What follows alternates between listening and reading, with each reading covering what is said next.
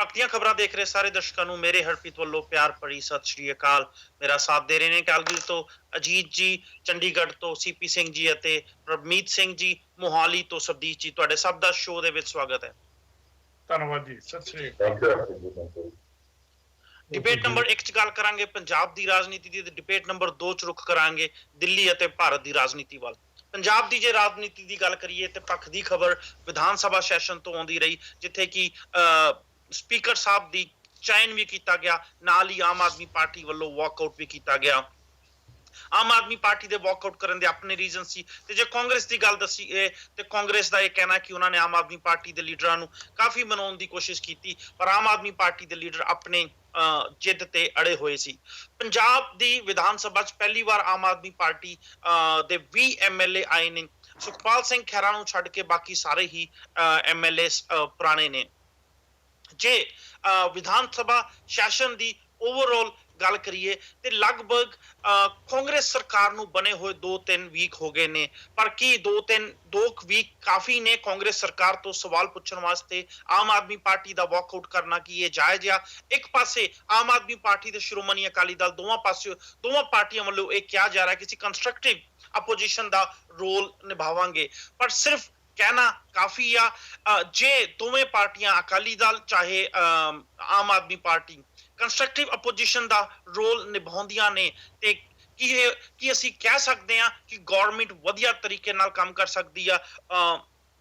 Session ਚੋਂ walkout ਕਰਨਾ ਕੀ ਕੋਈ ਸੋਲੂਸ਼ਨ ਆ? ਸਭ ਤੋਂ ਪਹਿਲਾਂ ਸ਼ੁਰੂ ਕਰਦੇ ਹਾਂ ਗੱਲਬਾਤ ਅਜੀਤ ਸਿੰਘ ਜੀ ਤੋਂ। ਅਜੀਤ ਸਿੰਘ ਜੀ, ਜੇ ਗੱਲ ਕਰੀਏ ਤੇ ਆਮ ਆਦਮੀ ਪਾਰਟੀ ਦੇ ਲੀਡਰਾਂ ਨੇ ਵਾਕਆਊਟ ਕੀਤਾ ਕਿਉਂਕਿ ਉਹਨਾਂ ਦਾ ਕਹਿਣਾ ਸੀ ਕਿ ਕੁਐਸਚਨ ਆਵਰਸ ਦਾ ਟਾਈਮ ਕਾਂਗਰਸ ਵੱਲੋਂ ਨਹੀਂ ਦਿੱਤਾ ਜਾ ਰਿਹਾ।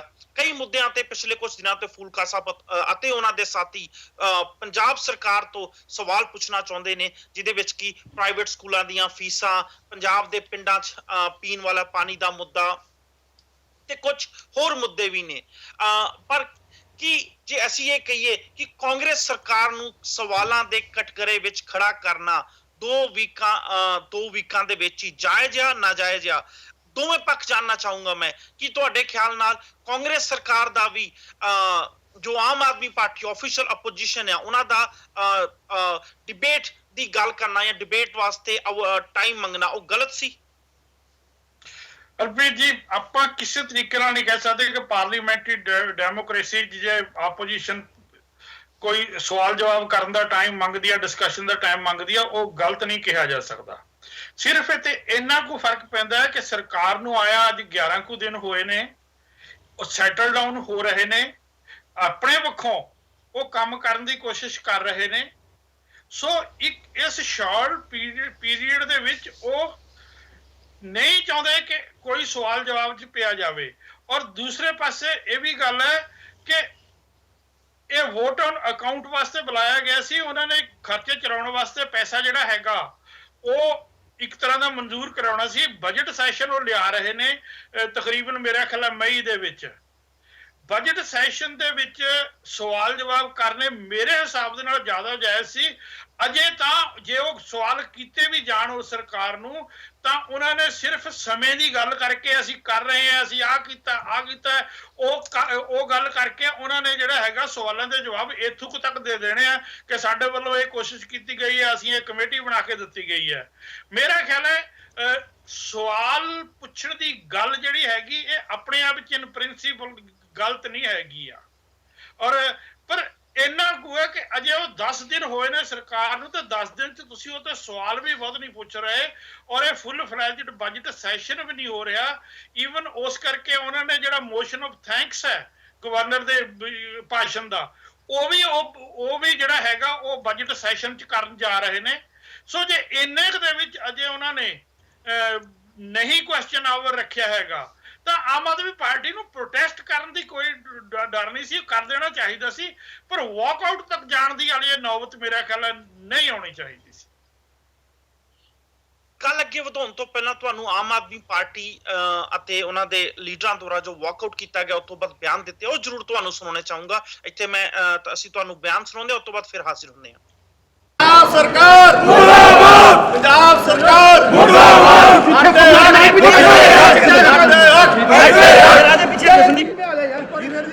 ਸੰਦੀਪ ਪਿੱਛੇ ਆ ਜਾ ਯਾਰ। ਭਾਜੀ ਲਾ ਦੋ ਇੱਕ ਹੱਥ ਚੱਕ ਕੇ ਨਹੀਂ ਹੋਈ ਨਹੀਂ ਹੋਈ ਆਓ ਅੱਗੇ ਚਲੋ ਚੱਲ ਭਾਈ ਲਗਾਈ ਮਨਾ ਦਰਅਸਲ ਇਹ ਸਰਕਾਰ ਜੋ ਡਰਦੀ ਆ ਕਿਉਂਕਿ ਇਹਨਾਂ ਨੇ ਕੱਲ ਹੀ ਇੱਕ ਬਠਿੰਡਾ ਸ਼ਹਿਰੀ ਦੇ ਚੋਣਾਂ ਦੇ ਦੌਰਾਨ 1.25 ਲੱਖ ਬੋਤਲ ਫੜੇ ਗਏ ਇੱਕ ਸਮਗਲਰ ਦੇ ਕੋਲੋਂ ਜੋ ਬਠਿੰਡਾ ਸ਼ਹਿਰੀ ਦੇ ਵਿੱਚ ਚੋਣ ਕਮਿਸ਼ਨ ਨੇ ਫੜਿਆ ਸੀ। ਕੱਲ ਹੀ ਇਹ ਸਰਕਾਰ ਨੇ ਉਹਦੇ ਖਿਲਾਫ ਕੇਸ ਵਾਪਸ ਲੈਣ ਦਾ ਫੈਸਲਾ ਕੀਤਾ। ਪੁੱਛੋ ਆਪੂਕਾ ਸਾਹਿਬ ਕਿਸ ਕਰਕੇ ਤੁਸੀਂ ਅੱਜ ਬਾਈਕਾਟ ਕੀਤਾ? ਇਹ ਅੱਜ ਸਦਨ ਦੇ ਵਿੱਚ ਸਭ ਤੋਂ ਪਹਿਲਾ ਏਜੰਡਾ ਜਿਹੜਾ ਲਿਆ ਗਿਆ ਉਹ ਇਹ ਲਿਆ ਗਿਆ ਕਿ ਇਸ ਸਾਰੇ ਸਦਨ ਦੇ ਵਿੱਚ ਕਿ ਕੀ ਬਿਜ਼ਨਸ ਹੋਏਗਾ। ਉਹ ਬਿਜ਼ਨਸ ਦੇ ਵਿੱਚ ਬੜੀ ਹੈਰਾਨੀ ਦੀ ਗੱਲ ਆ ਕਿ ਇਹਨਾਂ ਨੇ ਇੱਕ ਵੀ ਮਿੰਟ ਆਪੋਜੀਸ਼ਨ ਦੇ ਬੋਲਣ ਦੇ ਵਾਸਤੇ ਜਾਂ ਡਿਬੇਟ ਦੇ ਵਾਸਤੇ ਨਹੀਂ ਦਿੱਤਾ। ਜੋ ਏਜੰਡਾ ਪਹਿਲਾਂ ਸਰਕੂਲੇਟ ਕੀਤਾ ਸੀ 24 ਤਰੀਕ ਨੂੰ, ਉਹਦੇ ਵਿੱਚ 28 ਤਰੀਕ ਨੂੰ ਗਵਰਨਰ ਦੇ ਐਡਰੈਸ ਤੋਂ ਬਾਅਦ ਬਹਿਸ ਸੀ ਉਸ ਐਡਰੈਸ ਦੇ ਉੱਪਰ। ਪਰ ਅੱਜ ਜੋ ਏਜੰਡਾ ਸਰਕੂਲੇਟ ਕੀਤਾ ਉਸ ਏਜੰਡੇ ਦੇ ਵਿੱਚ ਗਵਰਨਰ ਦੇ ਐਡਰੈਸ ਤੋਂ ਬਾਅਦ ਕੋਈ ਬਹਿਸ ਨਹੀਂ ਹੈ। Governor the motion of thanks ਜੋ ਜ਼ਰੂਰੀ ਹੁੰਦਾ ਉਹ ਵੀ ਨਹੀਂ ਹੈ। ਤਾਂ ਮੈਂ ਇਸ ਜਦੋਂ ਇਹਨਾਂ ਨੇ ਏਜੰਡਾ ਪ੍ਰਪੋਜ਼ ਕੀਤਾ ਤਾਂ ਮੈਂ ਉੱਤੇ ਕਿਹਾ ਕਿ ਸੰਵਿਧਾਨ ਦੀ ਧਾਰਾ 176 ਦੇ ਪੂਰਾ ਖਿਲਾਫ ਹੈ, ਰੂਲ ਦੇ ਖਿਲਾਫ ਹੈ ਕਿ ਜੋ ਗਵਰਨਰ ਦਾ ਐਡਰੈਸ ਹੁੰਦਾ ਉਹਦੇ ਤੇ ਬਹਿਸ ਜ਼ਰੂਰੀ ਆ, ਬਹੁਤ ਜ਼ਰੂਰੀ ਆ, ਕਿਉਂਕਿ ਗਵਰਨਰ ਦੇ ਐਡਰੈਸ ਦੇ ਵਿੱਚੋਂ ਸਰਕਾਰ ਦਾ ਪੂਰਾ ਪ੍ਰਾਮ ਦਿੰਦਾ। ਤੇ ਇਸ ਲਈ ਵਿਧਾਨ ਸਭਾ 'ਚ ਬਹਿਸ ਜ਼ਰੂਰੀ ਹੁੰਦੀ ਆ। ਪਰ ਇਹਨਾਂ ਨੇ ਧੱਕੇ ਨਾਲ, ਪੂਰੀ ਧੱਕੇਸ਼ਾਹੀ ਦੇ ਨਾਲ, ਡਿਕਟੇਟੋਰੀਅਲ ਐਟੀਟਿਊਡ ਦੇ ਨਾਲ ਉਸ ਮਤੇ ਨੂੰ ਮਨਜ਼ੂਰ ਪਾਸ ਕਰਨ ਦੀ ਕੋਸ਼ਿਸ਼ ਕੀਤੀ। ਤਾਂ ਉਸ ਦੇ ਵਿਰੋਧ ਦੇ ਵਿੱਚ ਸਾਰੇ ਲੋਕ ਇਨਸਾਫ ਪਾਰਟੀ ਤੇ ਆਮ ਆਦਮੀ ਪਾਰਟੀ ਦੇ MLA ਨੂੰ ਦਾ ਵਿਰੋਧ ਕੀਤਾ ਕਿ ਗੈਰ ਸੰਵਿਧਾਨਕ ਤਰੀਕਾ। ਔਰ ਦੂਜੀ ਗੱਲ ਇਹ ਬੇਸਿਕ ਲੋਕਤੰਤਰ ਦੇ ਨਿਯਮਾਂ ਦੇ ਖਿਲਾਫ ਆ ਕਿ ਜੇਕਰ ਤੁਸੀਂ ਆਪੋਜੀਸ਼ਨ ਨੂੰ ਇੱਥੇ ਚੁੱਪ ਕਰਕੇ ਬਿਠਾਉਣਾ ਸੈਸ਼ਨ 'ਚ, ਸਾਰੇ ਸੈਸ਼ਨ ਦੇ ਵਿੱਚ ਇੱਕ ਮਿੰਟ ਵੀ ਆਪੋਜੀਸ਼ਨ ਨੂੰ ਨਹੀਂ ਦੇਣਾ। ਮੇਰਾ ਖਿਆਲ ਹੈ ਸ਼ਾਇਦ ਇਤਿਹਾਸ ਵਿੱਚ ਪਹਿਲੀ ਵਾਰੀ ਹੋਏਗਾ ਕਿ ਪੂਰੇ ਸੈਸ਼ਨ ਦੇ ਵਿੱਚ ਇੱਕ ਮਿੰਟ ਵੀ ਆਪੋਜੀਸ਼ਨ ਨੂੰ ਨਹੀਂ ਦਿੱਤਾ ਜਾਏਗਾ। ਤਾਂ ਇਹਦੇ ਪ੍ਰੋਟੈਸਟ ਦੇ ਵਿੱਚ ਇਹ ਆਮ ਆਦਮੀ ਪਾਰਟੀ ਤੇ ਲੋਕ ਇਨਸਾਫ ਪਾਰਟੀ ਦੇ MLA ਨੇ ਬਾਈਕਾਟ ਕੀਤਾ ਔਰ ਸੈਸ਼ਨ 'ਚੋਂ ਵਾਕਆਊਟ ਕੀਤਾ। ਮੰਤਰੀਆਂ ਦੀ ਜਿਹੜੀ ਤੁਸੀਂ ਗਿਣਤੀ ਦੱਸੀ ਉਹਦੇ ਬਾਰੇ ਕੀ ਕਹਿਣਾ? ਇਹ ਪਹਿਲਾਂ ਅਸੀਂ ਬਿਆਨ ਦਿੱਤੇ ਸੀ ਕਿ ਜੋ ਅਸੀਂ ਸਦਨ ਦੇ ਵਿੱਚ ਮੁੱਦੇ ਉਠਾਵਾਂਗੇ, ਇੱਕ ਤਾਂ ਜੋ 13 ਇਹਨਾਂ ਨੇ ਐਡਵਾਈਜ਼ਰਾਂ ਦੀ ਫੌਜ ਅਪਾਇੰਟ ਕਰ ਲਈ ਆ ਮੁੱਖ ਮੰਤਰੀ ਜੀ ਨੇ।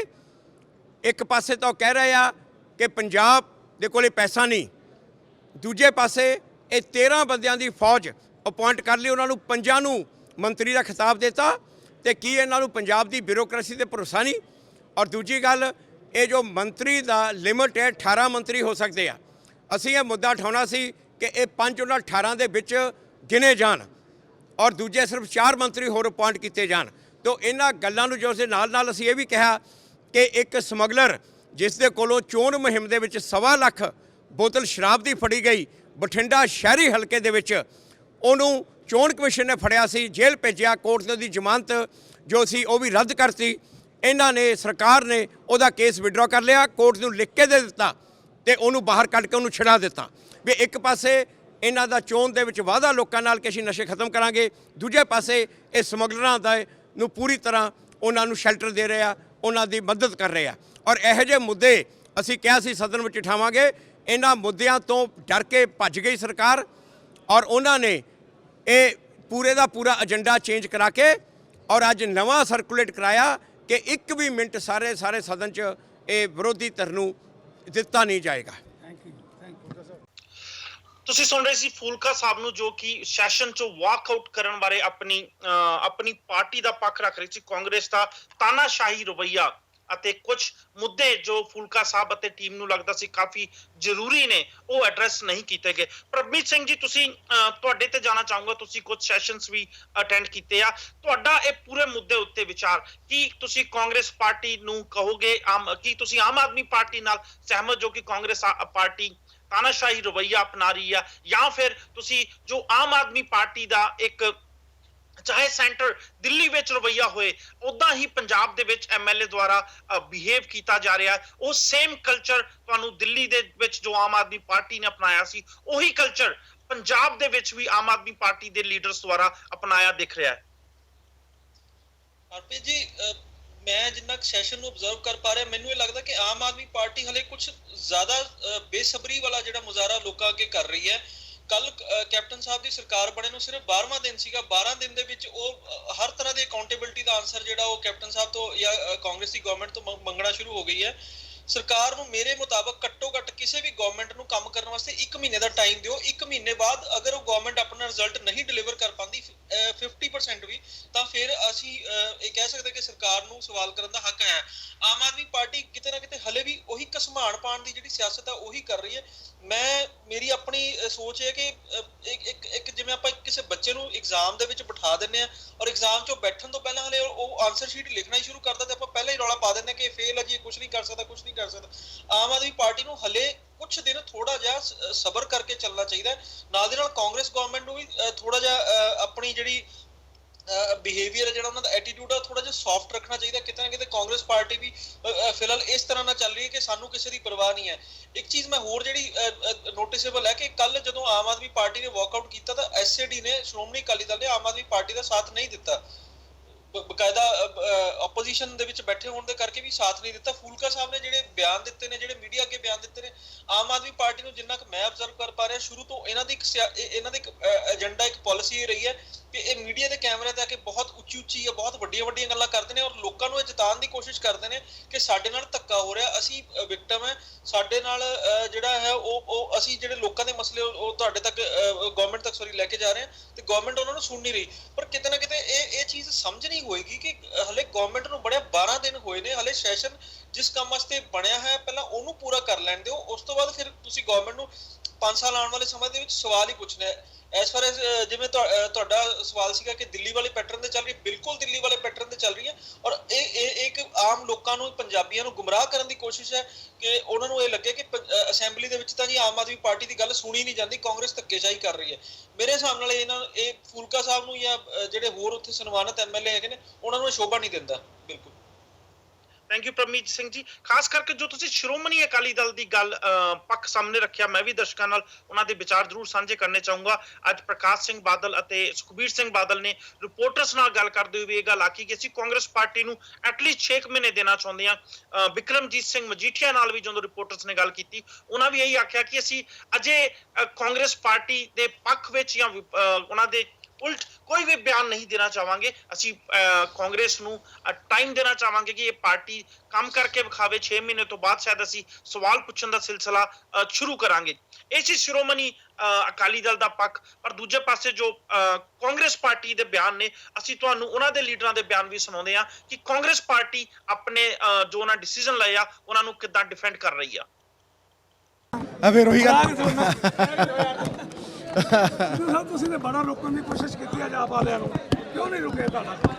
ਦੇਖੋ, ਜਦੋਂ ਤੁਸੀਂ ਬੱਸ 'ਚ ਚੜ੍ਹਦੇ ਹੋ ਨਾ, ਉੱਥੇ ਲਿਖਿਆ ਹੁੰਦਾ ਫੱਟੀ ਦੇ ਉੱਤੇ ਸਵਾਰੀ ਆਪਣੇ ਸਮਾਨ ਦੀ ਆਪ ਜ਼ਿੰਮੇਵਾਰ ਹੈ। ਅਸੀਂ ਉਹਨਾਂ ਦੇ ਕੰਮਾਂ ਦੇ ਜ਼ਿੰਮੇਵਾਰ ਨਹੀਂ, ਲੇਕਿਨ ਅਸੀਂ ਕੋਈ ਵੀ ਐਸੀ ਚੀਜ਼ ਨਹੀਂ ਕਰਾਂਗੇ ਜਿਹੜੀ ਕਨਸਟੀਟਿਊਸ਼ਨ ਸੰਵਿਧਾਨ ਦੇ ਖਿਲਾਫ ਹੋਵੇ। ਜਦੋਂ ਸਰਕਾਰ ਹਜੇ 2 ਹਫ਼ਤੇ ਚੱਲੀ ਨਹੀਂ ਤੇ ਕਾਹਦੇ ਤੇ ਬਹਿਸ ਕਰਨੀ ਹੈ? ਤੇ ਜੇ ਤੁਸੀਂ ਪਿਛਲੀ ਸਰਕਾਰ ਦੇ ਬਾਰੇ ਹੀ ਗੱਲਾਂ ਕਰਨੀਆਂ ਸੀ, ਤੁਸੀਂ ਬੜੀਆਂ ਗੱਲਾਂ ਕੀਤੀਆਂ ਨਾ, ਤੁਸੀਂ ਲੋਕਾਂ ਤੱਕ ਗਏ। ਦੇਖੋ, ਪਹਿਲਾਂ ਹੁੰਦਾ ਸੀ ਕੁਲੀਨ ਤੰਤਰ, ਰਾਣੀ ਦੇ ਪੇਟ 'ਚੋਂ ਰਾਜਾ ਪੈਦਾ ਹੁੰਦਾ ਸੀ। ਫਿਰ ਆਇਆ ਰਾਜਤੰਤਰ, ਜਿਹੜਾ ਤਗੜਾ ਉਹੀ ਰਾਜਾ। ਇਹ ਲੋਕਤੰਤਰ ਹੈ। ਲੋਕਤੰਤਰ ਦੇ ਵਿੱਚ ਮਤ ਪੇਟੀ ਦੇ ਗਰਭ 'ਚੋਂ ਪੈਦਾ ਹੁੰਦਾ ਹੈ ਨੁਮਾਇੰਦਾ, ਤੇ ਸਾਨੂੰ ਲੋਕਾਂ ਨੇ ਚੁਣਿਆ, ਤੁਹਾਨੂੰ ਲੋਕਾਂ ਨੇ ਨਕਾਰਿਆ। ਅਸੀਂ 77 ਬੰਦੇ ਇੱਕ ਗੱਲ ਕਹਿ ਰਹੇ ਹਾਂ ਔਰ ਸਹੀ ਕਹਿ ਰਹੇ ਹਾਂ, ਵਾਜਬ ਕਹਿ ਰਹੇ ਹਾਂ। ਅਸੀਂ ਤੁਹਾਨੂੰ ਡਿਬੇਟ ਡਿਨਾਈ ਨਹੀਂ ਕਰ ਰਹੇ। ਤੁਹਾਡਾ ਲੀਡਰ ਉੱਥੇ ਜਾ ਕੇ ਬ੍ਰਹਮ ਸਾਹਿਬ ਨਾਲ ਬੈਠਾ ਹੈ, ਉੱਥੇ ਜਾ ਕੇ ਉਹਨੇ ਸਾਰਾ ਕੁਝ ਡਿਸਕਸ ਕੀਤਾ ਹੈ। ਹੁਣ ਐਵੇਂ ਰੌਲਾ ਪਾਉਣਾ ਤੇ ਰੌਲਾ ਪਾਈ ਜਾਓ, ਰੌਲੇ ਨਾਲ ਕੁਝ ਨਹੀਂ ਹੋਣਾ। ਅਸੀਂ ਇਹਨਾਂ ਨੂੰ ਟਾਈਮ ਦੇਵਾਂਗੇ, 2-3 ਮਹੀਨੇ ਸਰਕਾਰ ਚੱਲੂਗੀ। ਤੁਸੀਂ ਸਰਕਾਰ ਦੀ ਕਾਰਗੁਜ਼ਾਰੀ ਦੇ ਉੱਤੇ ਗੱਲ ਕਰੋ ਤੇ ਅਸੀਂ ਠੋਕਵਾਂ ਜਵਾਬ ਵੀ ਦੇਵਾਂਗੇ, ਜਿੱਦਾਂ ਪੰਜਾਬ ਦੇ ਲੋਕਾਂ ਨੇ ਦਿੱਤਾ। ਮੈਂ ਅੰਦਰ ਕਿਹਾ ਨਾ, ਪਹਿਲਾਂ ਇਹ ਸਾਰੀ ਥਾਂ ਤੇ ਪੋਸਟਰਾਂ ਦੇ ਉੱਤੇ ਲਿਖਦੇ ਸੀ ਕੇਜਰੀਵਾਲ ਸਾਰਾ ਪੰਜਾਬ ਤੇਰੇ ਨਾਲ, ਤੇ ਹੁਣ ਪੰਜਾਬੀ ਕਹਿੰਦੇ ਕੇਜਰੀਵਾਲ ਇਹ ਕੀ ਬਣਿਆ ਤੇਰੇ ਨਾਲ। ਗੱਲ ਮੁੱਕੀ, ਖਤੈਕ, ਗੱਲ ਖਤਮ।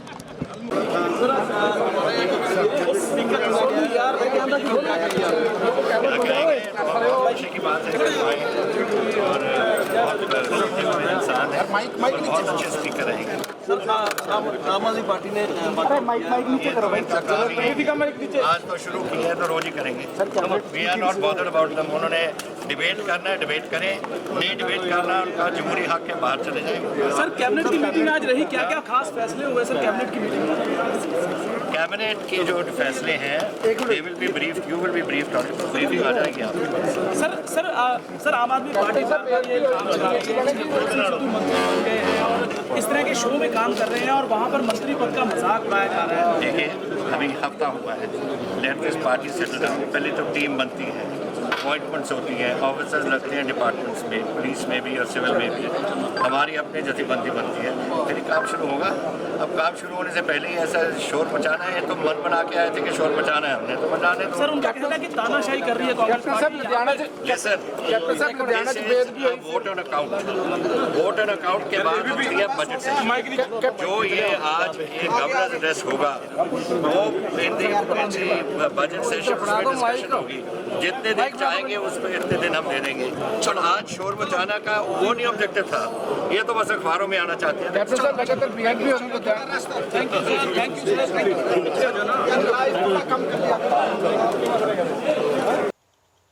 ਤੁਸੀਂ ਨਵਜੋਤ ਸਿੰਘ ਸਿੱਧੂ ਅਤੇ ਸੀਐਮ ਕੈਪਟਨ ਅਮਰਿੰਦਰ ਸਿੰਘ ਦੇ ਬਿਆਨ ਵੀ ਸੁਣੇ, ਜਿੱਥੇ ਕਿ ਅਮਰਿੰਦਰ ਸਿੰਘ ਸਾਹਿਬ ਨੇ ਇਹ ਤੱਕ ਕਹਿਤਾ ਸਿਰਫ ਖਬਰਾਂ 'ਚ ਰਹਿਣ ਦੀ ਕੋਸ਼ਿਸ਼ ਕਰ ਰਹੀ ਹੈ ਆਮ ਆਦਮੀ ਪਾਰਟੀ। ਮੈਂ ਆਪਣੇ ਦਰਸ਼ਕਾਂ ਨੂੰ ਵੀ ਇਹ ਜ਼ਰੂਰ ਕਹੂੰਗਾ ਕਿ ਸ਼ੁਰੂ ਤੋਂ ਹੀ ਆਮ ਆਦਮੀ ਪਾਰਟੀ ਦੀ ਹਿਸਟਰੀ ਦੇਖੀ ਜਾਵੇ, ਕਿਤੇ ਨਾ ਕਿਤੇ ਖਬਰਾਂ 'ਚ ਬਣੇ ਰਹਿਣ ਦੀ ਹਮੇਸ਼ਾ ਹੀ ਕੋਸ਼ਿਸ਼ ਕਰਦੀ ਆ। ਪਰ ਹਾਂ, ਅਜੇ ਸ਼ਾਇਦ ਇਸ ਤੱਥ ਤੇ ਪਹੁੰਚਣਾ ਪੰਜਾਬ ਦੀ ਰਾਜਨੀਤੀ ਵਿੱਚ ਸ਼ਾਇਦ ਥੋੜਾ ਅਰਲੀ ਹੋਊਗਾ। ਪਰ ਪਹਿਲੇ ਵਿਧਾਨ ਸਭਾ ਸੈਸ਼ਨ 'ਚ ਵਾਕਆਊਟ ਕਰਨਾ ਆਮ ਆਦਮੀ ਪਾਰਟੀ ਦਾ ਇਸ਼ਾਰਾ ਕਿਤੇ ਇਹੀ ਕਰਦਾ ਵਾ ਕਿ ਸ਼ਾਇਦ ਅਜੇ ਕਾਫੀ ਜਲਦੀ ਸੀ। ਸੀਪੀ ਸਿੰਘ ਜੀ, ਉਸ ਤੋਂ ਬਾਅਦ ਸਬਦੀਸ਼ ਜੀ। ਅਰਪਿਤ ਜੀ ਬਿਲਕੁਲ, ਜੇ ਅਸੀਂ ਗੱਲ ਕਰੀਏ ਕਿ ਜਲਦੀ ਸੀ ਔਰ ਹਲੇ ਸਿਰਫ 2 ਹਫ਼ਤੇ ਹੋਏ ਹੈ, 15 ਦਿਨ ਹੋਏ ਹੈ ਗਵਰਨਮੈਂਟ ਬਣੀ ਨੂੰ, ਔਰ ਗਵਰਨਮੈਂਟ ਜਿਹੜੇ ਡਿਸੀਜਨ ਚੱਕ ਰਹੀ ਹੈ ਔਰ ਜਿੱਦਾਂ ਦੇ ਸਟੈਪਸ ਉਹ ਲੈ ਰਹੀ ਹੈ, ਆਈ ਥਿੰਕ ਉਹ ਸਾਰੇ ਹੀ ਹਲੇ ਅੰਡਰ ਪ੍ਰੋਸੈਸ ਨੇ। ਔਰ ਇਸੇ ਕਰਕੇ ਸ਼ਾਇਦ ਉਹਨਾਂ ਨੇ ਇਸ ਚੀਜ਼ ਨੂੰ ਵਿਡਰਾ ਕੀਤਾ ਕਿ ਸੈਸ਼ਨ ਤੋਂ ਬਾਅਦ ਇੱਕ ਡਿਸਕਸ਼ਨ ਹੋਏਗੀ ਔਰ ਉਸ ਤੋਂ ਬਾਅਦ ਵੋਟ ਆਫ ਥੈਂਕਸ ਹੋਏਗਾ। ਕਿਉਂਕਿ ਡਿਸਕਸ਼ਨ ਦੇ ਵਿੱਚ ਆਮ ਆਦਮੀ ਪਾਰਟੀ ਕੋਲ ਜਿਹੜੇ ਕੁਐਸਚਨ ਸੀਗੇ, ਨੋ ਡਾਊਟ ਜਿਹੜਾ ਉਹ ਫੀਸ ਦਾ ਕੁਐਸਚਨ ਲੈ ਕੇ ਆ ਰਹੇ ਸੀਗੇ, ਉਹ ਬਿਲਕੁਲ ਟਾਈਮ ਔਰ ਰੈਲੇਵੈਂਟ ਕੁਐਸਚਨ ਸੀਗਾ। ਕਿਉਂਕਿ ਹੁਣ ਇਹ ਟਾਈਮ ਹੈ ਜਦੋਂ ਸਕੂਲਾਂ ਦੇ ਵਿੱਚ ਫੀਸਾਂ ਦੇਣੀਆਂ ਹੁੰਦੀਆਂ ਪੇਰੈਂਟਸ ਨੇ, ਔਰ ਉਹ ਫੀਸਾਂ ਦੇ ਉੱਪਰ ਕਿਵੇਂ ਸਕੂਲ ਜਿਹੜੇ ਹੈਗੇ ਨੇ, ਸਕੂਲ ਮੈਨੇਜਮੈਂਟ ਹੈਗੀ ਹੈ, ਉਹ ਵੱਧ ਪੈਸੇ ਲੈ ਰਹੀ ਹੈ। ਸੋ ਕਿਤੇ ਨਾ ਕਿਤੇ ਉਹ ਠੀਕ ਵੈਲਿਡ ਕੁਐਸਚਨ ਸੀਗਾ, ਬਟ ਜੇ ਉਸ ਨੂੰ ਅਲਾਉਡ ਕਰ ਦਿੱਤਾ ਜਾਂਦਾ ਤਾਂ ਸ਼ਾਇਦ ਬਾਕੀ ਕੁਐਸਚਨ ਵੀ ਸੀਗੇ ਜਿਹੜੇ ਉਹ ਉਠਾਣੇ ਬਣ ਜਾਂਦੇ ਸੀਗੇ। ਸ਼ਾਇਦ ਇਸੇ ਕਰਕੇ ਉਹਨਾਂ ਨੇ ਇਸ ਚੀਜ਼ ਨੂੰ ਲੇਟਰ ਔਨ ਡਿਲੇ ਕਰ ਦਿੱਤਾ। ਔਰ ਲੇਕਿਨ ਇਸ ਦੇ ਉੱਪਰ ਇਸ ਤਰ੍ਹਾਂ ਦਾ ਜਿਹੜਾ ਅਸੀਂ ਰਿਐਕਸ਼ਨ ਦੇਖਦੇ ਹਾਂ ਕਿ ਅਸੀਂ ਉਸ ਸਦਨ ਦੇ ਵਿੱਚੋਂ ਵਾਕਆਊਟ ਕਰਦੇ ਹਾਂ ਔਰ ਨਾਅਰੇਬਾਜ਼ੀ ਹੁੰਦੀ ਹੈ ਸਰਕਾਰ ਦੇ ਖਿਲਾਫ, ਇਸ ਚੀਜ਼ ਨੂੰ ਬੜਾ ਹੀ ਤੁਸੀਂ ਕਹਿ ਲਓ ਕਿ ਅਨਐਥੀਕਲ ਜਿਹਾ ਮੰਨ ਰਿਹਾ ਮੈਂ। ਕਿਉਂਕਿ ਹਲੇ 2 ਹਫ਼ਤੇ ਹੋਏ ਹੈ ਔਰ 2 ਹਫ਼ਤਿਆਂ ਤੋਂ ਬਾਅਦ ਤੁਸੀਂ ਏਦਾਂ ਦੀ ਪ੍ਰੋਟੈਸਟ ਕਰਕੇ ਇੱਕ ਮੀਡੀਆ ਦੇ ਵਿੱਚ ਸੁਰਖੀਆਂ ਦਾ ਹਿੱਸਾ ਬਣਨ ਜਾ ਰਹੇ ਹੋ, ਤਾਂ ਇਹ ਚੀਜ਼ ਗਲਤ ਹੋ ਜਾਂਦੀ ਹੈ। ਔਰ ਸੈਕੰਡਲੀ, ਜੇ ਤੁਸੀਂ ਕੱਲ ਦਾ ਪ੍ਰੋਟੈਸਟ ਦੇਖੋ ਤਾਂ ਉਹਦੇ ਵਿੱਚ ਬੈਂਸ ਬ੍ਰਦਰ ਜਿਹੜੇ ਸੀਗੇ ਬਹੁਤ ਉੱਚੀ ਔਰ ਬਹੁਤ ਅਗਾਂਹ ਹੋ ਕੇ ਜਿਹੜਾ ਪ੍ਰੋਟੈਸਟ ਸੀਗੇ ਉਹ ਕਰ ਰਹੇ ਸੀਗੇ। ਤਾਂ ਕਿਤੇ ਨਾ ਕਿਤੇ ਇਹਨਾਂ ਦੇ ਵਿੱਚ ਜਿਹੜੀ ਉਹ ਇਸ ਤਰ੍ਹਾਂ ਦੀ ਪ੍ਰਵਿਰਤੀ ਹੈਗੀ ਹੈ ਕਿ ਇੱਕ ਵਾਰ ਪ੍ਰੋਟੈਸਟ ਕਰ ਦੋ ਔਰ ਪ੍ਰੋਟੈਸਟ ਕਰਨ ਤੋਂ ਬਾਅਦ ਅਸੀਂ ਉਸ ਚੀਜ਼ ਨੂੰ ਹਾਈਲਾਈਟ ਕਰ ਦਾਂਗੇ। ਇਹ ਸ਼ੁਰੂ ਤੋਂ ਰਹੀ ਹੈ ਔਰ ਬਿਲਕੁਲ ਸਹੀ ਹੈ ਕਿ ਇਹ ਦਿੱਲੀ ਦੇ ਵਿੱਚੋਂ ਟ੍ਰੈਂਡ ਸ਼ੁਰੂ ਹੋਇਆ ਔਰ ਈਵਨ ਪੰਜਾਬ ਦੇ ਵਿੱਚ ਵੀ ਉਹੀ ਫੋਲੋ ਹੋ ਰਿਹਾ ਔਰ ਸ਼ਾਇਦ ਇਸੇ ਕਰਕੇ ਉਹ ਮੀਡੀਆ ਦੇ ਵਿੱਚ ਆਉਣ ਕਰਕੇ ਜਾਂ ਆਪਣੇ ਆਪ ਨੂੰ ਹਾਈਲਾਈਟ ਕਰਨ ਵਾਸਤੇ ਇਹ ਚੀਜ਼ ਨੂੰ ਅਡਾਪਟ ਕਰਦੇ ਆ। ਮੈਨੂੰ ਬਿਲਕੁਲ ਚੰਗੀ ਤਰ੍ਹਾਂ ਯਾਦ ਹੈ ਜਦੋਂ ਅਸੀਂ ਆਪਣੇ ਚੈਨਲ ਦੇ ਉੱਪਰ ਆਪਣੇ ਇਸ ਪ੍ਰੋਗਰਾਮ ਦੇ ਵਿੱਚ ਵੀ ਉਹਨਾਂ ਦੇ ਕੁਝ ਲੀਡਰਸ ਨੂੰ ਬੁਲਾਉਂਦੇ ਸੀ ਤਾਂ ਸ਼ਾਇਦ ਉਹ ਕੁਐਸਚਨ ਜਦੋਂ ਅਸੀਂ ਪੁੱਛਦੇ ਸੀਗੇ ਤਾਂ ਉਹ ਕੁਐਸਚਨ ਤੋਂ ਕਿਤੇ ਨਾ ਕਿਤੇ ਪ੍ਰੋਪਰ ਤਰੀਕੇ ਨਾਲ ਆਨਸਰ ਵੀ ਨਹੀਂ ਦਿੰਦੇ ਸੀ ਔਰ ਉਸ ਤੋਂ ਬਾਅਦ ਸ਼ਾਇਦ ਉਹਨਾਂ ਨੇ ਸਾਡੇ ਨਾਲ ਲਿੰਕ ਵੀ ਕਰਨਾ ਜਿਹੜਾ ਜੋੜਨਾ ਸੀ ਉਹ ਬੰਦ ਕਰ ਦਿੱਤਾ। ਤਾਂ ਆਪਣੇ ਆਪ ਨੂੰ ਹਾਈਲਾਈਟ ਕਰਦੇ ਨੇ ਸਿਰਫ ਉਸ ਮੁੱਦੇ ਤੇ ਕਿ ਸਾਨੂੰ ਹਾਈਲਾਈਟ ਕੀਤਾ ਜਾਵੇ, ਸਾਡੇ ਮੁੱਦੇ ਹਾਈਲਾਈਟ ਕੀਤੇ ਜਾਣ। ਬਟ ਜਿਸ ਤਰ੍ਹਾਂ ਦੀ ਕਾਰਵਾਈ ਕੱਲ ਉਹਨਾਂ ਨੇ ਕੀਤੀ ਹੈ, ਇਸ ਤਰ੍ਹਾਂ ਦਾ ਪ੍ਰੋਟੈਸਟ ਕਰਕੇ ਜਦੋਂ ਤੁਸੀਂ ਵਾਕਆਊਟ ਕਰਦੇ ਹੋ, ਉਹ ਚੀਜ਼ ਜਿਹੜੀ ਹੈ ਬਹੁਤ ਨੈਗੇਟਿਵ ਸ਼ੋ ਹੁੰਦੀ ਹੈ ਲੋਕਾਂ ਦੇ ਵਿੱਚ।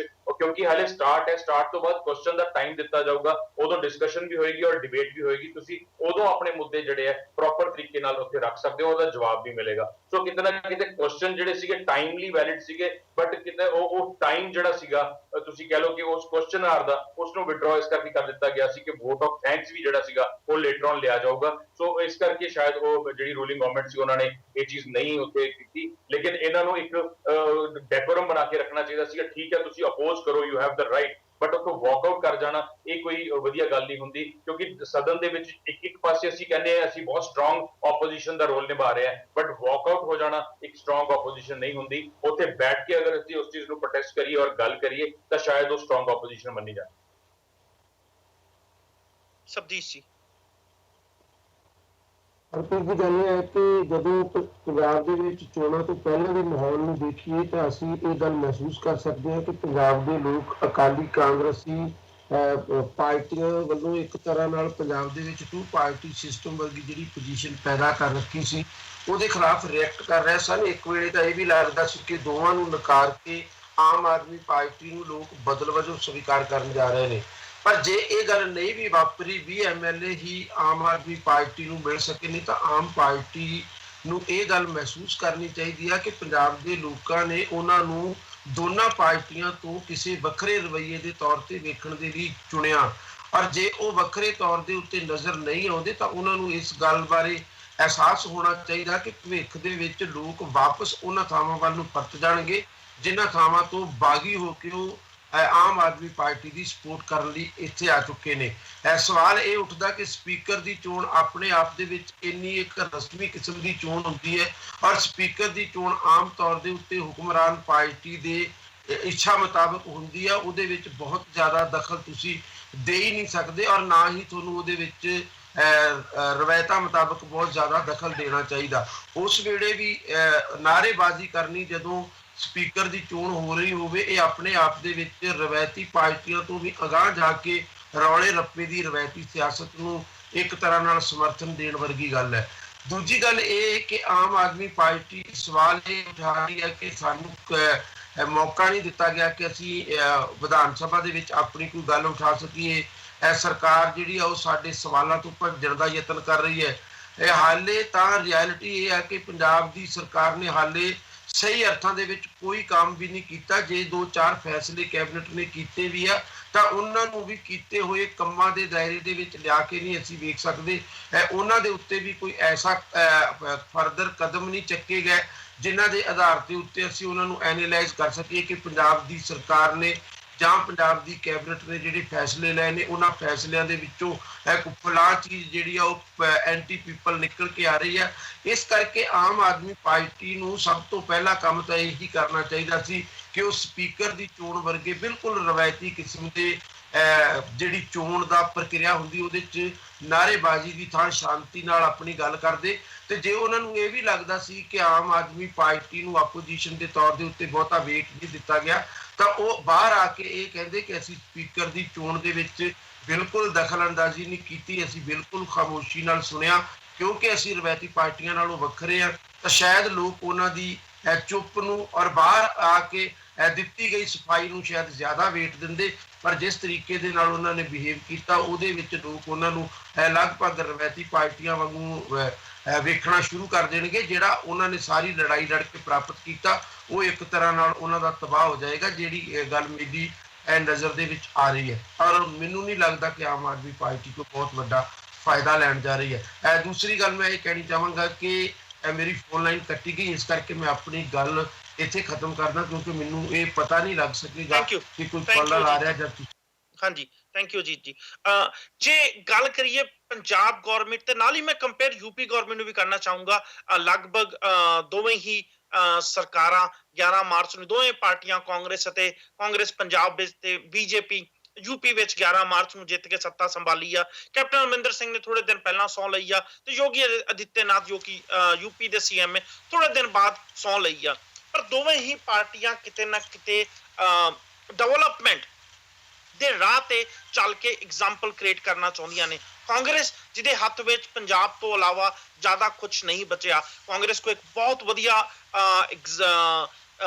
ਤੁਸੀਂ ਕਹਿ ਸਕਦੇ ਜੋ ਸਟੇਜ ਆ ਜਾਂ ਕਾਂਗਰਸ ਕੋ ਇੱਕ ਬਹੁਤ ਵਧੀਆ ਸਟੇਟ ਆ ਜਿਹਨੂੰ ਵਿਕਾਸ ਦੇ ਰਾਹ ਤੇ ਲੈ ਕੇ ਜਾ ਕੇ ਕਾਂਗਰਸ ਪੂਰੇ ਦੇਸ਼ ਦੇ ਸਾਹਮਣੇ ਇੱਕ ਐਗਜ਼ਾਮਪਲ ਸੈੱਟ ਕਰ ਸਕਦੀ ਆ। ਤੇ ਜਿਹੜੇ ਆਉਣ ਵਾਲੇ ਸਟੇਟਾਂ ਵਿੱਚ ਇਲੈਕਸ਼ਨ ਹੋਣ ਵਾਲੀ ਆ ਉੱਥੇ ਕਾਂਗਰਸ ਪੰਜਾਬ ਦਾ ਐਗਜ਼ਾਮਪਲ ਪ੍ਰੈਜ਼ੈਂਟ ਕਰਕੇ ਵੋਟਰਾਂ ਕੋਲੋਂ ਵੋਟ ਮੰਗ ਸਕਦੀ ਆ। Same goes for UP. ਤੇ ਯੂਪੀ ਵਿੱਚ ਜੇ ਵੇਖਿਆ ਜਾਵੇ ਇਵਨ ਦੋ ਕਿ ਕਾਫੀ ਲੋਕ ਯੋਗੀ ਆਦਿੱਤਿਆਨਾਥ ਦੀ ਅਪਾਇੰਟਮੈਂਟ ਨਾਲ ਐਗਰੀ ਨਹੀਂ ਹੋਣਗੇ, ਮੈਂ ਸ਼ਾਇਦ ਪਰਸਨਲ ਵੀ ਐਗਰੀ ਨਹੀਂ ਹੋਊਂਗਾ, ਪਰ ਰੀਜ਼ਨ ਇੱਕ ਇਹ ਵੀ ਆ ਕਿ ਯੋਗੀ ਆਦਿੱਤਿਆਨਾਥ ਨੂੰ ਚੁਣਨ ਦਾ ਰੀਜ਼ਨ ਇਹ ਆ ਕਿ ਉਹ ਸ਼ਾਇਦ ਜਿਸ ਤਰੀਕੇ ਨਾਲ ਪ੍ਰਧਾਨ ਮੰਤਰੀ ਨਰਿੰਦਰ ਮੋਦੀ ਕੰਮ ਕਰਨਾ ਚਾਹੁੰਦੇ ਨੇ ਉਸ ਤਰੀਕੇ ਨਾਲ ਕੰਮ ਕਰਨ ਵਾਸਤੇ ਪਰਫੈਕਟ ਕੈਂਡੀਡੇਟ ਸੀ।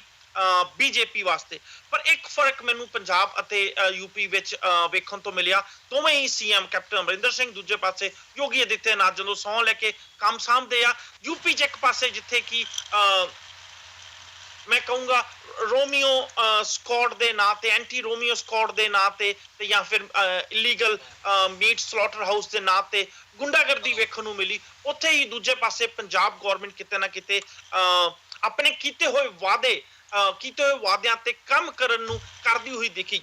ਕਾਫੀ ਦਰਸ਼ਕ ਸਾਨੂੰ ਪਿਛਲੇ ਵੀਕ ਵੀ ਤੇ ਟੀਵੀ ਤੇ ਵੀ ਕਾਲਾਂ, ਰੇਡੀਓ ਤੇ ਵੀ ਕਾਲਾਂ ਆਈਆਂ ਸੀ ਕਿ ਤੁਸੀਂ ਪੰਜਾਬ ਗੌਰਮੈਂਟ ਨੇ ਕਿਸਾਨਾਂ ਦੇ ਮੁੱਦੇ ਵਾਸਤੇ ਜੀ ਕੁਝ ਨਹੀਂ ਕੀਤਾ ਤੇ ਪੰਜਾਬ ਗੌਰਮੈਂਟ ਨੂੰ ਤੁਸੀਂ ਕਿਸਾਨਾਂ ਦੇ ਮੁੱਦੇ, ਕਿਸਾਨਾਂ ਜੋ ਇਸ਼ੂ ਆ ਫਾਰਮਰ ਸੁਸਾਈਡ ਦਾ ਜਾਂ ਪੰਜਾਬ ਦੀ ਕਿਸਾਨੀ ਦਾ, ਉਹਦੇ ਬਾਰੇ ਤੁਸੀਂ ਡਿਬੇਟ ਨਹੀਂ ਕਰਦੇ। ਬਟ ਆਈ ਥਿੰਕ ਕਿ ਤੁਸੀਂ ਸਾਨੂੰ ਸਾਰਿਆਂ ਨੂੰ ਸਮਝਣਾ ਚਾਹੀਦਾ ਜੋ ਕਿਸਾਨਾਂ ਦਾ ਮੁੱਦਾ ਹੈ, ਚਾਹੇ ਫਾਰਮਰ ਸੁਸਾਈਡ ਦਾ ਮੁੱਦਾ ਹੋਵੇ, ਚਾਹੇ ਪੰਜਾਬ ਦੀ ਕਿਸਾਨੀ ਦਾ ਮੁੱਦਾ ਹੋਵੇ, ਇਹ ਕਾਫੀ ਸੀਰੀਅਸ ਇਸ਼ੂ ਆ ਤੇ ਕੈਪਟਨ ਅਮਰਿੰਦਰ ਸਿੰਘ ਨੇ ਸੱਤਾ ਤੇ ਆਉਣ ਤੋਂ ਬਾਅਦ ਉੱਤੇ ਇੱਕ ਇਨਕੁਆਇਰੀ ਬਿਠਾਈ ਆ। ਈਵਨ ਦੋ ਕਿ ਸ਼੍ਰੋਮਣੀ ਅਕਾਲੀ ਦਲ ਇਹ ਵੀ ਕਹਿ ਰਹੀ ਆ ਕਿ ਪਹਿਲਾਂ ਹੀ ਕਾਫੀ ਰਿਸਰਚਸ ਇੱਥੇ ਕੀਤੀਆਂ ਹੋਈਆਂ ਨੇ, ਰਿਪੋਰਟਸ ਅਵੇਲੇਬਲ ਆ, ਫਿਰ ਵੀ ਕਾਂਗਰਸ ਪਾਰਟੀ ਨੇ ਇੱਕ ਨਵਾਂ ਕਮੇਟੀ ਬਿਠਾ ਕੇ ਇਹ ਸਾਰੇ ਮਾਮਲੇ ਤੇ ਵੇਖਣ ਨੂੰ ਕਹਿਤਾ ਵਾ। ਆਈ ਥਿੰਕ ਕਿਸਾਨੀ ਦਾ ਮੁੱਦਾ ਇੰਨਾ ਸਿੰਪਲ ਨਹੀਂ ਆ ਕਿ ਉਹਨੂੰ ਵਿਦਿਨ ਫਿਊ ਵੀਕ ਉਸ ਤੇ ਕਾਂਗਰਸ ਗਵਰਨਮੈਂਟ ਕੰਮ ਕਰਕੇ ਕੋਈ ਰਿਜ਼ਲਟ ਵੀ ਤੁਹਾਨੂੰ ਸਾਡੇ ਸਾਰੇ ਸਾਹਮਣੇ ਪੇਸ਼ ਕਰ ਸਕੇ। ਪਰ ਹਾਂ, ਡਰੱਗ ਅਤੇ ਦੂਜੇ ਮੁੱਦਿਆਂ ਤੇ ਕਾਂਗਰਸ ਗਵਰਨਮੈਂਟ ਦੁਆਰਾ ਜੋ ਕਾਰਵਾਈ ਕੀਤੀ ਜਾ ਰਹੀ ਆ, ਉਹ ਕਿਤੇ ਨਾ ਕਿਤੇ ਅਸੀਂ ਜ਼ਰੂਰ ਕਹਿ ਸਕਦੇ ਹਾਂ ਕਿ ਕਾਂਗਰਸ ਗਵਰਨਮੈਂਟ ਕੋਸ਼ਿਸ਼ ਕਰ ਰਹੀ ਆ ਮੈਨੀਫੈਸਟੋ ਦੇ ਵਿੱਚ ਜੋ ਵਾਅਦੇ ਪੂਰੇ ਕੀਤੇ ਗਏ ਨੇ, ਵਾਅਦੇ ਕੀਤੇ ਗਏ ਸੀ, ਉਹਨਾਂ ਨੂੰ ਪੂਰਾ ਕਰਨ ਵਾਸਤੇ।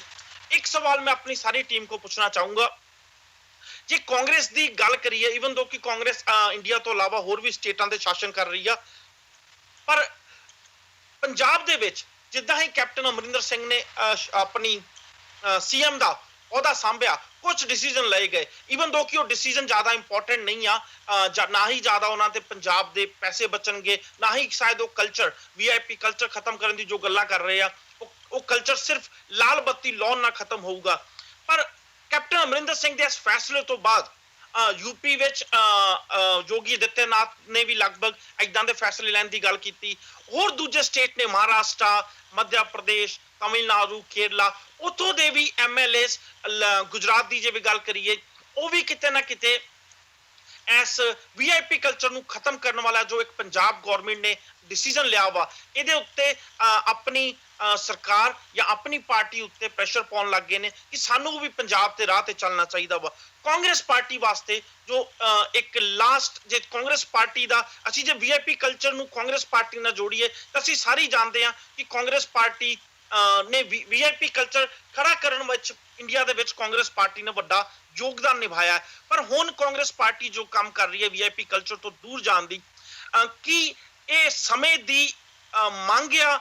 ਸਮੇਂ ਦੀ ਮੰਗ ਤੋਂ ਮੇਰਾ ਇਹ ਮਤਲਬ ਆ ਕਿ ਕਾਂਗਰਸ ਪਾਰਟੀ ਆਪਣੇ ਆਪ ਨੂੰ ਰਿਵਾਈਵ ਕਰਨ ਦੀ ਕੋਸ਼ਿਸ਼ ਕਰ ਰਹੀ ਆ ਜਾਂ ਫਿਰ ਇੰਡੀਅਨ ਵੋਟਰਸ ਦੇ ਸਾਹਮਣੇ ਆਪਣੇ ਆਪ ਨੂੰ ਇੱਕ ਵਾਰ ਫਿਰ ਤੋਂ ਨਵੀਂ ਕਾਂਗਰਸ ਬਣਾ ਕੇ ਪ੍ਰੈਜ਼ੈਂਟ ਕਰਨਾ ਚਾਹੁੰਦੀ ਆ, ਤਾਂ ਕਿ ਜੋ ਕਾਂਗਰਸ ਮੁਕਤ ਭਾਰਤ ਦਾ ਇੱਕ ਅਭਿਆਨ ਚਲਾਇਆ ਗਿਆ ਸੀ BJP ਦੁਆਰਾ, ਜੋ ਕਿ ਲਗਭਗ ਤਾਂ ਮੈਂ ਨਹੀਂ ਕਹੂੰਗਾ, ਜੋ ਕਿ ਸੱਚ ਹੁੰਦਾ ਵੀ ਦਿਖ ਰਿਹਾ ਵਾ। ਪਿਛਲੇ ਕੁਝ ਸਟੇਟਾਂ ਵਿੱਚ ਜਿੰਨੀਆਂ ਇਲੈਕਸ਼ਨ ਹੋਈਆਂ ਨੇ, ਕਾਂਗਰਸ ਕੁਝ ਖਾਸ ਕਮਾਲ ਨਹੀਂ ਕਰ ਪਾਈ। ਪੰਜਾਬ ਹੀ ਇੱਕ ਸਟੇਟ ਆ ਜਿੱਥੇ ਕਾਂਗਰਸ ਐਗਜ਼ਾਮਪਲ ਸੈੱਟ ਕਰ ਸਕਦੀ ਆ। ਕੀ ਕਾਂਗਰਸ ਪੰਜਾਬ ਨੂੰ ਇੱਕ ਐਗਜ਼ਾਮਪਲ ਐਜ਼ ਅ ਪ੍ਰੈਜ਼ੈਂਟ ਕਰਨਾ ਚਾਹੁੰਦੀ ਆ ਤੇ ਕਾਂਗਰਸ ਦੀਆਂ ਉਹ ਸਭ ਨੂੰ ਦੇਖਦੇ ਹੋਏ ਕਾਂਗਰਸ ਦੀਆਂ ਜੋ ਚੇਂਜਸ ਆਏ ਨੇ ਕਾਂਗਰਸ ਪਾਰਟੀ ਵਿੱਚ, ਉਹ ਚੇਂਜਸ ਆਉਣ ਦਾ ਮੁੱਖ ਕਾਰਨ ਹੀ ਉਹ ਆ? ਹਰਪ੍ਰੀਤ ਜੀ, ਤੁਸੀਂ ਬਹੁਤ ਸੋਹਣੀ ਗੱਲ ਕੀਤੀ ਹੈ, ਪਰ ਜਿੰਨਾ ਕੁ ਕਾਂਗਰਸ ਪਾਰਟੀ ਕਰ ਰਹੀ ਹੈ, ਹਾਲਾਂਕਿ ਇਸ ਕੰਮ ਦੇ ਵਿੱਚ ਦੂਜੀਆਂ ਪਾਰਟੀਆਂ ਦਾ ਵੀ ਜਿਹੜਾ ਕੋਈ ਰੈਕਰਡ ਆ, ਨਾ ਤਾਂ ਰੈਕਰਡ ਚੰਗਾ ਹੈ, ਨਾ ਹੀ ਉਹਨਾਂ ਵੱਲੋਂ ਕੀਤੇ ਜਾ ਰਹੇ ਉਪਰਾਲੇ ਕੋਈ ਬਹੁਤ ਵਿਲੱਖਣ ਨੇ। ਕਹੀਏ ਕਿ ਕਾਂਗਰਸ ਪਾਰਟੀ ਦੇ ਉਪਰਾਲੇ ਕੁਝ ਜਿਹੜੇ ਹੈਗੇ ਨੇ ਉਹ ਘਟੀਆ ਨੇ ਤੇ ਦੂਜੀਆਂ ਪਾਰਟੀਆਂ ਦੇ ਬਹੁਤ ਵਧੀਆ ਨੇ, ਇਹੋ ਜਿਹੀ ਵੀ ਕੋਈ ਗੱਲ ਨਹੀਂ ਨਜ਼ਰ ਆਉਂਦੀ ਹੈਗੀ। ਪਰ ਜਿਹੜੀ ਲਾਲ ਬੱਤੀ ਨੂੰ ਹਟਾਉਣਾ, ਇਹ ਸਿਰਫ ਇੱਕ ਚਿੰਨ੍ਹ ਦੇ ਤੌਰ ਤੇ ਹੀ ਆ। ਅਸਲ ਜਿਹੜਾ ਹੈਗਾ ਕਲਚਰ, ਜਿਹੜਾ VIP ਕਲਚਰ ਹੈ, ਉਹ ਹਟਦਾ ਉਦੋਂ ਨਜ਼ਰ ਆਏਗਾ ਜਦੋਂ ਲੋਕਾਂ ਵਾਸਤੇ ਸਰਕਾਰ ਐਕਸੈਸੀਬਲ ਹੋਏਗੀ, ਜਦੋਂ ਲੋਕਾਂ ਦੇ ਕੰਮ ਸਿਸਟਮ ਦੇ ਵਿੱਚ ਬਿਨਾਂ ਸਿਫਾਰਿਸ਼ ਤੋਂ ਹੋਣ ਲੱਗਣਗੇ, ਸਿਸਟਮ ਅਧੀਨ। ਕਿ ਜੇ ਤੁਸੀਂ ਕਹੇ ਕੰਮ ਵਾਸਤੇ ਕਿਸੇ ਮਨਜ਼ੂਰੀ ਵਾਸਤੇ ਕੁਆਲੀਫਾਈ ਕਰਦੇ ਹੋ ਤਾਂ ਤੁਹਾਡੀ ਮਨਜ਼ੂਰੀ ਜਿਹੜੀ ਹੈਗੀ ਸਰਕਾਰੀ ਦਫ਼ਤਰਾਂ 'ਚ ਵਾਰ-ਵਾਰ ਗੇੜੇ ਮਾਰਨ ਤੋਂ ਬਿਨਾਂ ਉਹ ਆ ਜਾਏ, ਜਾਂ ਤੁਹਾਡਾ ਕੋਈ ਮਸਲਾ ਉਹ ਵਾਰ-ਵਾਰ ਸਰਕਾਰੀ ਦਫ਼ਤਰ ਦੇ ਵਿੱਚ ਜਾ ਕੇ ਸਿਫਾਰਿਸ਼ਾਂ ਲੱਭਣ ਤੋਂ ਬਿਨਾਂ ਹੱਲ ਹੋ ਜਾਏ। ਉਸ ਹਾਲਤ ਦੇ ਵਿੱਚ ਅਸੀਂ VIP ਕਲਚਰ ਨੂੰ ਠੱਲ ਪੈਂਦੀ ਅਸੀਂ ਕਹਾਂਗੇ ਕਿ ਹਾਂ ਪੈ ਰਹੀ ਹੈ।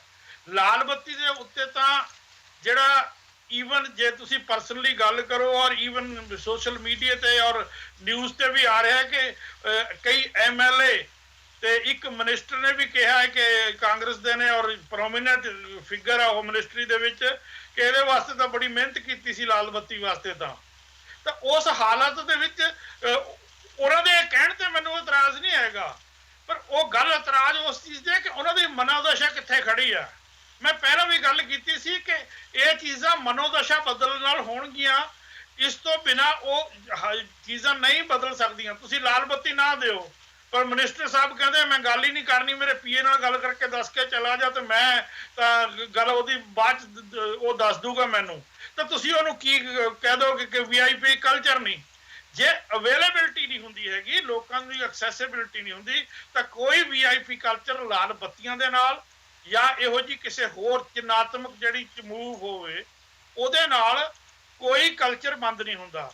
ਔਰ ਇਹਦੇ ਨਾਲ ਹਾਲਾਂਕਿ ਇਹ ਇੱਕ ਚੀਜ਼ ਅਜੇ ਮੀਡੀਆ ਦੇ ਵਿੱਚੋਂ ਹੀ ਮਿਲ ਰਹੀ ਹੈ ਕਿ ਸ਼ਾਇਦ ਕਾਂਗਰਸ ਜਿਹੜੀ ਸਰਕਾਰ ਹੈ ਉਹ ਚੀਫ ਪਾਰਲੀਮੈਂਟਰੀ ਸੈਕਟਰੀ ਲਾਉਣ ਵਾਸਤੇ ਆਪਣਾ ਕਾਨੂੰਨ ਬਣਾਉਣ ਜਾ ਰਹੀ ਹੈ, ਜਿਹੜਾ ਕਿ ਸੰਵਿਧਾਨਕ ਤੌਰ ਤੇ ਕੋਈ ਵੈਲਿਡ ਕਾਨੂੰਨ ਹੋ ਹੀ ਨਹੀਂ ਸਕਦਾ ਹੈਗਾ। ਤਾਂ ਉਹਦੇ ਪਿੱਛੇ ਮਕਸਦ ਕੀ ਹੈ? ਕੁਝ ਹੋਰ ਬੰਦਿਆਂ ਨੂੰ ਇੱਕ ਉੱਚ ਪੱਧਰੀ ਅਧਿਕਾਰੀ ਹੋਣ ਦਾ, ਇੱਕ ਉੱਚ ਪੱਧਰੀ ਐਗਜ਼ੀਕਿਊਟਿਵ ਹੋਣ ਦਾ ਸਟੇਟਸ ਦੇਣ ਦੇ ਤੋਂ ਬਿਨਾਂ ਹੋਰ ਕੀ ਹੋ ਸਕਦਾ ਹੈ? ਕੰਮ ਤਾਂ ਜਿਹੜਾ ਹੈਗਾ ਉਸ ਤੋਂ ਬਿਨਾਂ ਵੀ ਕੀਤਾ ਜਾ ਸਕਦਾ ਹੈ। ਸੋ ਜਦੋਂ ਤੁਸੀਂ ਆਪਣੀ ਪਾਰਟੀ ਦੇ ਲੋਕਾਂ ਨੂੰ ਇੱਕ ਹੋਰ ਉੱਚ ਅਹੁਦਾ ਦੇਣ ਦੀ ਕੋਸ਼ਿਸ਼ ਕਰੀ ਜਾਓਗੇ ਤਾਂ ਇਹਦਾ ਮਤਲਬ ਇਹ ਹੈ ਕਿ ਤੁਸੀਂ VIP ਕਲਚਰ ਨੂੰ ਵਧਾ ਰਹੇ ਹੋ, ਘਟਾ ਨਹੀਂ ਰਹੇ ਹੈਗੇ।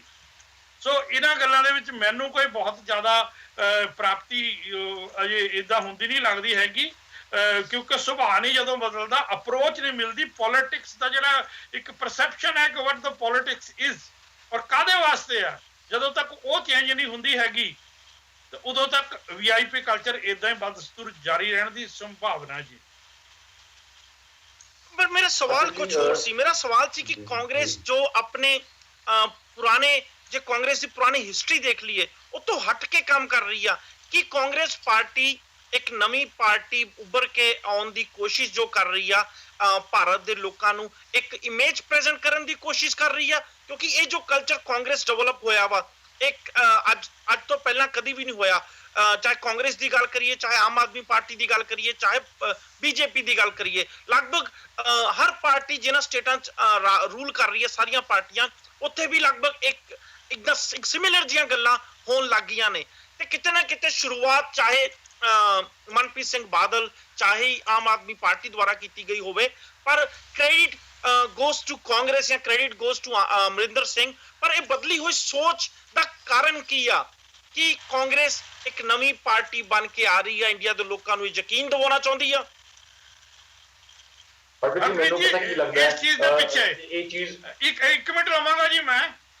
ਇਹਦੇ ਵਿੱਚ ਉਹਨਾਂ ਲੋਕਾਂ ਦੀ ਕਾਂਗਰਸ ਦੇ ਹੋਣ ਜਾਂ ਕਿਸੇ ਹੋਰ ਪਾਰਟੀ ਦੇ ਵੀ ਹੋਣ, ਉਹਨਾਂ ਲੋਕਾਂ ਦੀ ਸੋਚ ਦੀ ਤਬਦੀਲੀ ਨਹੀਂ ਹੈਗੀ। ਇਹ ਲੋਕਾਂ ਦੀ ਜਾਗਰਤਾ ਔਰ ਮੀਡੀਆ ਵੱਲੋਂ ਇਸ ਚੀਜ਼ ਨੂੰ ਬਹੁਤ ਜ਼ਿਆਦਾ ਉਜਾਗਰ ਕਰਨਾ ਹੈ, ਜਿੱਥੇ ਉਹ ਲੋਕਾਂ ਦੇ ਵਿੱਚ ਸੁਨੇਹਾ ਦੇਣਾ ਚਾਹੁੰਦੇ ਨੇ ਕਿ ਅਸੀਂ ਵੀ ਤੁਹਾਡੇ ਵਰਗੇ ਹਾਂ, ਕਿਉਂਕਿ ਐਕਸਪੈਕਟ ਕਰਦੇ ਨੇ ਲੋਕ ਕਿ ਅਸੀਂ ਤੁਹਾਨੂੰ ਚੁਣ ਕੇ ਭੇਜਦੇ, ਤੁਸੀਂ ਸਾਡੇ ਵਰਗੇ ਹੋ, ਸਾਡੇ ਮਾਲਕ, ਸਾਡੇ ਹਾਕਮ ਨਾ ਹੋ, ਸਾਡੇ ਵਰਗੇ ਹੋ। ਉਹ ਸਿਰਫ ਸਿੰਬੋਲਿਕ ਸੁਨੇਹਾ ਦੇਣ ਦੀ ਕੋਸ਼ਿਸ਼ ਹੈ। ਇਹ ਵਰਤ ਕੇ ਪਤਾ ਲੱਗੂਗਾ, ਜਿਵੇਂ ਕਹਿੰਦੇ ਨੇ ਕਿ ਵਰਤ ਕੇ ਵਾਹ ਪਾਇਆ ਜਾਣੀ ਹੈ ਜਾਂ ਰਾਹ ਪਾਇਆ ਜਾਣੀ ਹੈ, ਕਿ ਵਾਕਿਆ ਹੀ ਇਹ ਲੋਕਾਂ ਵਰਗੇ ਹੋ ਕੇ ਲੋਕਾਂ 'ਚ ਵਿਚਰਨ ਨੂੰ ਤਿਆਰ ਹੁੰਦੇ ਨੇ। ਸਿਰਫ ਇਹ ਜਿਹੜੀਆਂ ਹੈਗੀਆਂ ਸਿੰਬੋਲਿਕ ਗੱਲਾਂ ਨਾਲ ਸਾਰਨ ਦੀ ਕੋਸ਼ਿਸ਼ ਕੀਤੀ ਹੁੰਦੀ ਹੈ। ਅਰਪਿਤ ਜੀ ਮੈਂ ਇਸ ਚੀਜ਼ ਨੂੰ ਐਨਾਲਾਈਜ਼ ਕਰਨਾ ਚਾਹੁੰਦਾ ਜੀ।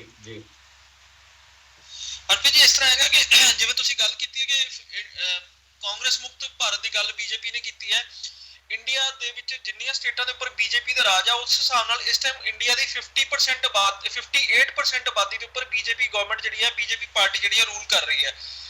ਜਿੱਥੋਂ ਤੱਕ ਰਹੀ ਕਾਂਗਰਸ ਪਾਰਟੀ ਦੀ ਗੱਲ, ਮੇਰੇ ਮੁਤਾਬਕ ਕਾਂਗਰਸ ਪਾਰਟੀ ਵਾਸਤੇ ਇੱਕ ਚਾਂਸ ਹੈ, ਸ਼ਾਇਦ ਲਾਸਟ ਚਾਂਸ ਹੈ ਕਿ ਜੇ ਉਹ ਲੋਕਾਂ ਦੇ ਅੱਗੇ ਆਪਣੀ ਇਮੇਜ ਨੂੰ ਦੁਬਾਰਾ ਰੀਬਿਲਡ ਕਰ ਗਈ ਤਾਂ ਉਹ ਆਉਣ ਵਾਲੇ ਸਮੇਂ ਦੇ ਵਿੱਚ ਉਹ ਇਸ 58% ਦਾ ਜਿਹੜਾ ਗ੍ਰਾਫ ਵੱਧ ਰਿਹਾ ਉਹਨੂੰ ਰੋਕਣ ਦੇ ਵਿੱਚ ਕਾਮਯਾਬ ਹੋਏਗੀ। ਨਹੀਂ ਤਾਂ ਕਿਤੇ ਨਾ ਕਿਤੇ ਉਹ ਬਿਲਕੁਲ ਇੰਡੀਆ ਦੀ ਰਾਜਨੀਤੀ ਦੇ ਵਿੱਚ ਹਾਸ਼ੀਏ ਤੇ ਬਿਲਕੁਲ ਜਾਂਦੀ ਜਾਂਦੀ ਚਲੇ ਜਾਏਗੀ। ਇਸ ਤੋਂ ਬਾਅਦ ਇਹ ਕਿ ਵੀਆਈਪੀ ਕਲਚਰ ਦਾ ਇਸ਼ੂ ਮੇਰੇ ਹਿਸਾਬ ਨਾਲ ਹੁਣ ਇੱਕ ਪਾਸਟ ਦੀ ਗੱਲ ਹੋ ਚੁੱਕਾ ਹੈ, ਕਿਉਂਕਿ ਵੀਆਈਪੀ ਕਲਚਰ ਕੀ ਸੀਗਾ? ਲਾਲ ਬੱਤੀਆਂ ਹਟਾਉਣਾ, ਲਾਲ ਬੱਤੀਆਂ ਹਟ ਗਈਆਂ। ਹੁਣ ਉਸ ਤੋਂ ਬਾਅਦ ਜੋ ਮੈਂ ਦੇਖ ਰਿਹਾ, ਜੋ ਇੱਥੇ ਵਿਧਾਨ ਸਭਾ ਦੇ ਵਿੱਚ ਵੀ ਅਸੀਂ ਦੇਖਦੇ ਹਾਂ ਜਾਂ ਅਦਰਵਾਈਜ਼ ਵੀ ਦੇਖਦੇ ਹਾਂ, ਸਾਇਰਨ ਉਸੇ ਤਰ੍ਹਾਂ ਵੱਜਦੇ ਨੇ, ਲੀਡਰਸ ਦੇ, ਐਮਐਲਏਸ ਦੇ, ਮਿਨਿਸਟਰਸ ਦੇ ਨਾਮ ਉਸੇ ਤਰ੍ਹਾਂ ਇੱਕ ਹਊਆ ਕ੍ਰੀਏਟ ਕੀਤਾ ਗਿਆ, ਗੱਡੀਆਂ ਦੇ ਸਾਇਰਨ ਵੱਜਣੇ, ਨਾਮ ਉਸ ਹਿਸਾਬ ਨਾਲ ਚੱਲਣਾ। ਜਿਵੇਂ ਅਜੀਤ ਜੀ ਨੇ ਕਿਹਾ ਕਿ ਉਹ ਇੱਕ ਬੰਦਾ ਅਗਰ ਆਪਣੇ ਪੀਏ ਨੂੰ ਕਹਿ ਕੇ ਚਲੇ ਜਾਂਦਾ ਤਾਂ ਉਹ ਵੀਆਈਪੀ ਐਟੀਟਿਊਡ ਨਹੀਂ ਖਤਮ ਹੋਇਆ, ਵੀਆਈਪੀ ਕਲਚਰ ਖਤਮ ਹੋਇਆ। ਉਸ ਤੋਂ ਨੈਕਸਟ ਗੱਲ ਹੈ ਕਿ ਵੀਆਈਪੀ ਕਲਚਰ ਖਤਮ ਹੋਣ ਦਾ ਫਾਇਦਾ ਕਿਹਨੂੰ ਹੈ? ਵੀਆਈਪੀ ਕਲਚਰ ਖਤਮ ਹੋਣ ਦਾ ਫਾਇਦਾ ਸਿਰਫ ਔਰ ਸਿਰਫ ਉਹਨਾਂ ਪੋਲੀਟੀਕਲ ਲੀਡਰਸ ਨੂੰ, ਅਖਬਾਰਾਂ ਦੇ ਵਿੱਚ ਹੈ, ਮੀਡੀਆ ਦੇ ਵਿੱਚ ਹੈ। ਆਮ ਲੋਕਾਂ ਨੂੰ ਇਸ ਚੀਜ਼ ਨਾਲ ਕੋਈ ਫਾਇਦਾ ਨਹੀਂ। ਬਤੌਰ ਪੰਜਾਬੀ, ਬਤੌਰ ਵੋਟਰ ਆਫ ਪੰਜਾਬ, ਬਤੌਰ ਸਿਟੀਜ਼ਨ ਆਫ ਇੰਡੀਆ, ਜੇ ਕਿਸੇ ਮਿਨਿਸਟਰ ਨੇ ਆਪਣੀ ਗੱਡੀ ਤੋਂ ਲਾਲ ਬੱਤੀ ਲਾਤੀ, ਮੈਨੂੰ ਉਹਦਾ ਕੋਈ ਫਾਇਦਾ ਨਹੀਂ ਹੋਇਆ। ਨਾ ਮੇਰੇ ਘਰ 'ਚ ਰੋਟੀ ਆਈ, ਨਾ ਮੇਰੇ ਘਰ 'ਚ ਇੰਪਲੋਇਮੈਂਟ ਆਈ, ਨਾ ਮੇਰਾ ਇਨਫਰਾਸਟ੍ਰਕਚਰ ਬਚਿਆ ਕੋਈ ਉਸ ਹਿਸਾਬ ਨਾਲ। ਇਸ ਤੋਂ ਬਾਅਦ ਇਹ ਕਿ ਲੋਕ ਜਿਹੜੇ ਹੈਗੇ ਨੇ ਅੱਜ ਦੀ ਡੇਟ 'ਚ ਬਹੁਤ ਸਿਆਣੇ ਹੋ ਗਏ। People want deliverable result. ਉਹਨਾਂ ਨੂੰ ਰਿਜ਼ਲਟ ਚਾਹੀਦਾ। ਉਹਨਾਂ ਨੂੰ ਇਹ ਨਹੀਂ ਚਾਹੀਦਾ ਕਿ ਤੁਸੀਂ ਆਪਣੇ ਘਰ 'ਚ ਬੈਠ ਕੇ ਆਪਣਾ ਮੂੰਹ ਧੋਤਾ ਜਾਂ ਨਹੀਂ ਧੋਤਾ। ਉਹਨਾਂ ਨੂੰ ਚਾਹੀਦਾ ਕਿ ਜਿਨ੍ਹਾਂ ਇਸ਼ੂਜ਼ ਨੂੰ ਲੈ ਕੇ ਤੁਸੀਂ ਪਿਛਲੇ 10 ਸਾਲ ਤੋਂ ਰੌਲਾ ਪਾਉਂਦੇ ਆ ਰਹੇ ਹੋ, ਉਹ ਇਸ਼ੂਜ਼ ਦਾ ਕੀ ਬਣਿਆ।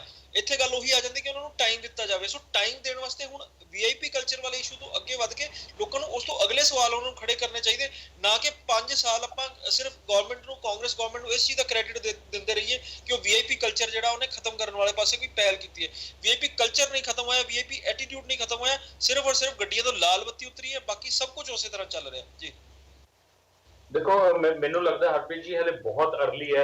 ਅਸੀਂ ਆਮ ਆਦਮੀ ਪਾਰਟੀ ਨੂੰ ਤਾਂ ਬਾਰ-ਬਾਰ ਕਹੀ ਜਾ ਰਹੇ ਹਾਂ ਕਿ ਹਜੇ 2 ਹਫ਼ਤੇ ਹੋਏ ਹੈ, ਹਲੇ ਉਹ ਵਾਕਆਊਟ ਨਹੀਂ ਕਰਨਾ ਚਾਹੀਦਾ ਸੀ। ਲੇਕਿਨ ਸਾਨੂੰ ਆਪਣੇ ਆਪ ਵੀ ਇਹ ਸੋਚਣਾ ਚਾਹੀਦਾ ਹੈ, ਜੇ ਲਾਲ ਬੱਤੀ ਗੱਡੀਆਂ ਤੋਂ ਲੈ ਗਈ ਹੈ ਤਾਂ ਸ਼ਾਇਦ ਆਉਣ ਵਾਲੇ ਦਿਨਾਂ ਦੇ ਵਿੱਚ ਅਸੀਂ ਇਹ ਉਮੀਦ ਕਰ ਸਕਦੇ ਹਾਂ ਕਿ ਜਿਹੜਾ ਐਟੀਟਿਊਡ ਲੈਵਲ ਹੈ, ਜਿਹੜਾ ਉਹ ਵੀਆਈਪੀ ਐਟੀਟਿਊਡ ਹੈ, ਸ਼ਾਇਦ ਉਸ ਤੇ ਵੀ ਨਕੇਲ ਕੱਸੀ ਜਾਵੇ। ਇਸ ਦੀ ਉਮੀਦ ਜ਼ਰੂਰ ਕੀਤੀ ਜਾ ਸਕਦੀ ਹੈ। ਮੈਂ ਨਹੀਂ ਕਹਿੰਦਾ ਕਿ ਹੋਏਗਾ ਜਾਂ ਨਹੀਂ ਹੋਏਗਾ। ਸੋ ਕਿਤੇ ਨਾ ਕਿਤੇ ਹਲੇ ਉਮੀਦ ਕਰੋ। ਔਰ ਬਿਲਕੁਲ ਸਹੀ ਕਿਹਾ ਤੁਸੀਂ ਕਿ ਜੇ ਪੰਜਾਬ ਤੋਂ ਕਾਂਗਰਸ ਨੂੰ ਇਦਾਂ ਦਾ ਐਟੀਟਿਊਡ ਮਿਲੇਗਾ ਔਰ ਇਦਾਂ ਦਾ ਰਵੱਈਆ ਜੋ ਰੱਖਦੀ ਹੈ, ਕਿਉਂਕਿ ਇੱਕ ਚੀਜ਼ ਜਿਹੜੀਆਂ ਸਰਕਾਰਾਂ, ਚਾਹੇ ਉਹ ਕਾਂਗਰਸ ਹੈ, ਚਾਹੇ ਉਹ ਆਮ ਆਦਮੀ ਪਾਰਟੀ ਹੈ, ਚਾਹੇ ਉਹ ਸ਼੍ਰੋਮਣੀ ਅਕਾਲੀ ਦਲ ਹੈ, ਉਹ ਇੱਕ ਚੀਜ਼ ਸਮਝ ਚੁੱਕੀ ਹੈ ਕਿ ਜੇ ਅਸੀਂ ਲੋਕਾਂ ਦੀ ਗੱਲ ਨਹੀਂ ਕਰਾਂਗੇ, ਲੋਕਾਂ ਦੇ ਹਿੱਤਾਂ ਦੀ ਗੱਲ ਨਹੀਂ ਕਰਾਂਗੇ ਜਾਂ ਲੋਕਾਂ ਦੇ ਮੁੱਦਿਆਂ ਦੀ ਗੱਲ ਨਹੀਂ ਕਰਾਂਗੇ ਤਾਂ ਸਾਨੂੰ ਉੱਥੇ ਕਿਸੇ ਨੇ ਨਹੀਂ ਪੁੱਛਣਾ।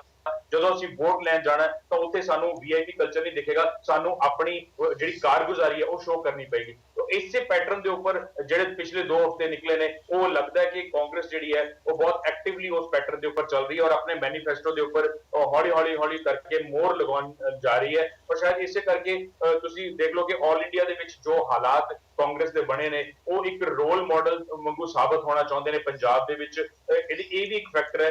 ਦੂਸਰਾ ਫੈਕਟਰ ਇਹ ਹੈ ਕਿ ਕੈਪਟਨ ਸਾਹਿਬ ਨੇ ਜਿਵੇਂ ਕਿਹਾ ਸੀ ਕਿ ਮੇਰੀ ਇਹ ਲਾਸਟ ਇਲੈਕਸ਼ਨ ਹੋਏਗੀ, ਔਰ ਸ਼ਾਇਦ ਉਹ ਚਾਹੁੰਦੇ ਹੋਣਗੇ, ਉਹਨਾਂ ਦੇ ਮਨ ਦੇ ਵਿੱਚ ਹੋਏਗਾ ਕਿ ਜਾਂਦੇ ਜਾਂ ਜਿਹੜੇ 5 ਸਾਲ ਮਿਲੇ ਨੇ ਉਹ ਕਿਵੇਂ ਨਾ ਕਿਵੇਂ ਲੋਕਾਂ ਦੇ ਕੰਮਾਂ ਦੇ ਉੱਪਰ ਜਿਹੜੇ ਨਿਭਾਏ ਜਾਣ ਔਰ ਉਸ ਚੀਜ਼ ਨੂੰ ਇੰਪਲੀਮੈਂਟ ਕੀਤਾ ਜਾਵੇ। ਸ਼ਾਇਦ ਇਸ ਪੈਟਰਨ ਦੇ ਉੱਪਰ ਉਹ ਕਾਂਗਰਸ ਚੱਲ ਰਹੀ ਹੈ ਔਰ 2 ਹਫ਼ਤੇ ਦਾ ਟਾਈਮ ਹੋਇਆ। 2 ਹਫ਼ਤੇ ਤੋਂ ਬਾਅਦ ਉਹ ਹੋਰ ਕਿੱਦਾਂ ਦੀ ਇੰਪਲੀਮੈਂਟੇਸ਼ਨ ਕਰਦੀ ਹੈ, ਕਿੱਦਾਂ ਦੀ ਇੰਪਰੂਵਮੈਂਟਸ ਜਿਹੜੀ ਉਹ ਪੰਜਾਬ ਦੇ ਲੋਕਾਂ ਦੇ ਹਿੱਤਾਂ ਦੇ ਵਾਸਤੇ ਕਰਦੀ ਹੈ, ਇਹ ਚੀਜ਼ ਦੇਖਣ ਵਾਲੀ ਹੋਏਗੀ। ਔਰ ਬਿਲਕੁਲ ਜੇ ਉਹ ਇਸ ਚੀਜ਼ ਤੇ ਪੂਰੀ ਤਰ੍ਹਾਂ ਨਿੱਦਰ ਜਾਂਦੇ ਆ ਤਾਂ ਇੱਕ ਮਾਡਲ ਸਟੇਟ ਨਿਕਲ ਕੇ ਆਏਗੀ ਇੰਡੀਆ ਵਾਸਤੇ। ਔਰ ਸ਼ਾਇਦ ਕਾਂਗਰਸ ਦੀ ਜਿਹੜੀ ਲੁਪਤ ਹੋ ਰਹੀ ਸਾਖ ਹੈ ਉਹ ਉਸ ਨੂੰ ਕੰਟਰੋਲ ਕਰ ਸਕਣਗੇ। ਔਰ ਇੰਡੀਆ ਦੇ ਵਿੱਚ ਜਿੱਥੇ ਵੀ ਕਾਂਗਰਸ ਬਿਲਕੁਲ ਖਤਮ ਹੋ ਚੁੱਕੀ ਹੈ ਔਰ ਜਿੱਥੇ ਕੁਝ ਸੀਟਾਂ ਵੀ ਮਿਲੀਆਂ ਸੀਗੀਆਂ, ਉਸ ਚੀਜ਼ ਨੂੰ ਅਗਰ ਇਹ ਇਸ ਤਰ੍ਹਾਂ ਦੀ ਚੀਜ਼ਾਂ ਨੂੰ ਅਡਾਪਟ ਕਰਕੇ ਰਿਵਾਈਵ ਕਰ ਲੈਂਦੇ ਆ ਤਾਂ ਸ਼ਾਇਦ ਪੂਰੇ ਇੰਡੀਆ ਦੇ ਵਿੱਚ ਇਸ ਤਰ੍ਹਾਂ ਦੀ ਇੱਕ ਮਾਡਲ ਬਣ ਕੇ ਉਭਰਨਗੇ ਔਰ ਕਾਂਗਰਸ ਕਿਤੇ ਨਾ ਕਿਤੇ ਆਪਣੇ ਜਿਹੜੀ ਸਾਖ ਹੈ ਉਸ ਨੂੰ ਬਚਾਉਣ ਦੇ ਵਿੱਚ ਕਾਮਯਾਬ ਹੋ ਜਾਏਗੀ ਜੇ ਇਸ ਤਰ੍ਹਾਂ ਦਾ ਪੈਟਰਨ ਚੱਲਦਾ ਰਿਹਾ। ਬਟ ਹਲੇ ਬਹੁਤ ਅਰਲੀ ਹੈ ਕਿਉਂਕਿ 2 ਹਫ਼ਤੇ ਹੋਏ ਆ।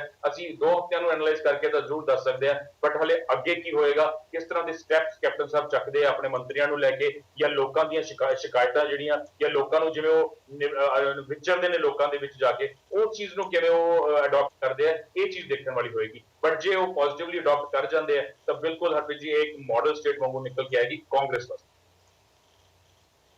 ਜੇ ਪੰਜਾਬ ਦੀ ਜਾਂ ਕਾਂਗਰਸ ਦੇ ਮੈਨੀਫੈਸਟੋ ਦੀ ਹੋਰ ਗੱਲ ਕਰੀਏ, ਕੁਝ ਹੋਰ ਮੁੱਦੇ ਕਾਫੀ ਅਹਿਮ ਸੀ। ਡਰੱਗ ਨੂੰ ਛੱਡ ਕੇ ਲੈਂਡ ਮਾਫੀਆ, ਸੈਂਡ ਮਾਫੀਆ ਤੇ ਕੇਬਲ ਮਾਫੀਆ।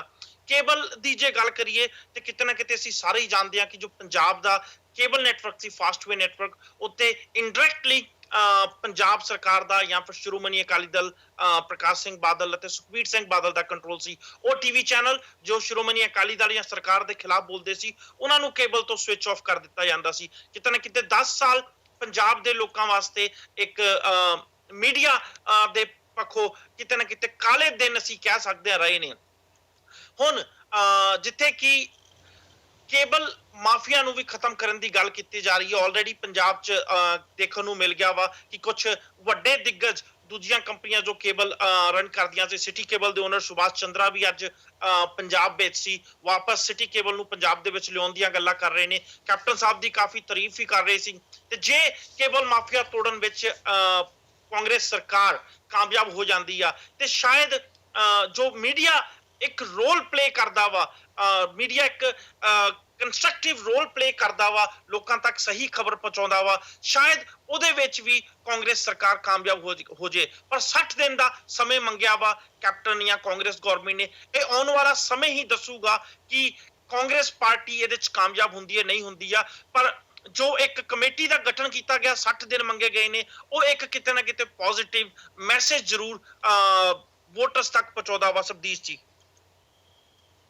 ਹਰਪ੍ਰੀਤ ਜੀ, ਮੈਂ ਲਗਭਗ 20 ਮਿੰਟ ਤੋਂ ਸੁਣ ਰਿਹਾ ਹਾਂ। ਮੈਨੂੰ ਵੀ ਹੁਣ ਸਮਝ ਲੱਗ ਰਹੀ ਕਿ ਮੈਂ 20 ਮਿੰਟ ਤੱਕ ਜੋ ਕੁਝ ਸੁਣਿਆ ਵਾ ਉਹਨੂੰ ਕਿੰਨੇ ਮਿੰਟਾਂ ਦੇ ਵਿੱਚ ਤੁਹਾਡੇ ਨਾਲ ਸਾਂਝਾ ਕਰ ਸਕਾਂਗਾ। ਜਿਹੜੇ ਨੁਕਤੇ ਪਿੱਛੇ ਰਹਿ ਗਏ ਨੇ ਮੈਨੂੰ ਦੁਬਾਰਾ ਉਹਨਾਂ ਵੱਲ ਜਾਣਾ ਚਾਹੀਦਾ ਕਿ ਨਹੀਂ, ਮੈਨੂੰ ਸਮਝ ਨਹੀਂ ਆ ਰਹੀ ਬਿਲਕੁਲ ਵੀ। ਫਿਰ ਵੀ ਮੈਂ ਆਪਣੀ ਗੱਲ ਇੱਥੋਂ ਹੀ ਕਰਨੀ ਸ਼ੁਰੂ ਕਰਾਂਗਾ ਜਿੱਥੋਂ ਤੁਸੀਂ ਛੱਡੀ ਹੈ ਕਿ ਕੇਬਲ ਮਾਫੀਆ ਦੇ ਉੱਤੇ ਜਾਂ ਮੀਡੀਆ ਦੇ ਉੱਤੇ ਤੁਸੀਂ ਜੇ ਕਬਜ਼ਾ ਕਰ ਵੀ ਲੈਂਦੇ ਹੋ ਤਾਂ ਉਹਦਾ ਲੰਮੇ ਸਮੇਂ ਦੇ ਵਿੱਚ ਕੋਈ ਬਹੁਤ ਫਾਇਦਾ ਨਹੀਂ ਹੁੰਦਾ। ਹੋ ਸਕਦਾ ਪੰਜਾਬ ਦੇ ਵਿੱਚ ਸ਼੍ਰੋਮਣੀ ਅਕਾਲੀ ਦਲ ਭਾਜਪਾ ਸਰਕਾਰ ਨੂੰ ਭਰਮ ਹੋਵੇ ਕਿ ਪਿਛਲੀ ਵਾਰ ਮੀਡੀਆ ਉੱਤੇ ਕੀਤੇ ਕਬਜ਼ੇ ਨੇ ਉਹਨਾਂ ਦੀ ਵਾਪਸੀ ਬਹੁਤ ਆਸਾਨ ਬਣਾ ਦਿੱਤੀ ਸੀ।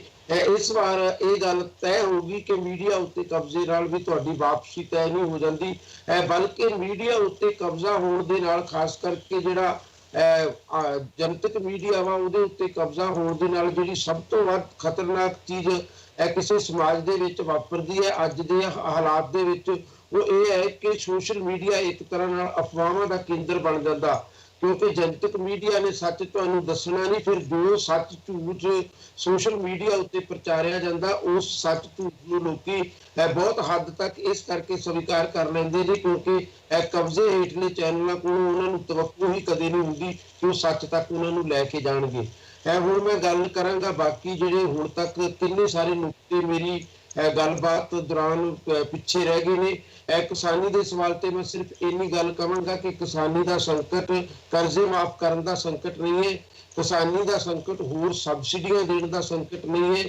ਕਿਸਾਨੀ ਦਾ ਸੰਕਟ ਬੇਸਿਕਲੀ ਕਿਸਾਨੀ ਨੂੰ ਲਾਹੇਵੰਦ ਧੰਦਾ ਬਣਾਏ ਜਾਣ ਵਿੱਚ ਹੈ ਔਰ ਉਹ ਕਦੇ ਵੀ ਸਬਸਿਡੀਆਂ ਤੇ ਕਰਜ਼ਾ ਮਾਫੀ ਨਾਲ ਸੰਭਵ ਨਹੀਂ। ਕਰਜ਼ਾ ਮਾਫੀ ਇੱਕ ਰਾਹਤ ਹੋ ਸਕਦੀ ਹੈ, ਸਬਸਿਡੀ ਇੱਕ ਰਾਹਤ ਹੋ ਸਕਦੀ ਹੈ। ਪੰਜਾਬ ਦੀ ਕਿਸਾਨੀ ਨੂੰ ਬਲਕਿ ਦੇਸ਼ ਦੀ ਕਿਸਾਨੀ ਨੂੰ ਰਾਹਤਾਂ ਤੇ ਸਬਸਿਡੀਆਂ ਦੀ ਸ਼ਾਇਦ ਉਨੀ ਜ਼ਰੂਰਤ ਨਹੀਂ ਹੈ ਜਿੰਨੀ ਉਹਨਾਂ ਪ੍ਰਤੀ ਇੱਕ ਨੀਤੀਗਤ ਤਬਦੀਲੀ ਦੀ ਜ਼ਰੂਰਤ ਹੈ।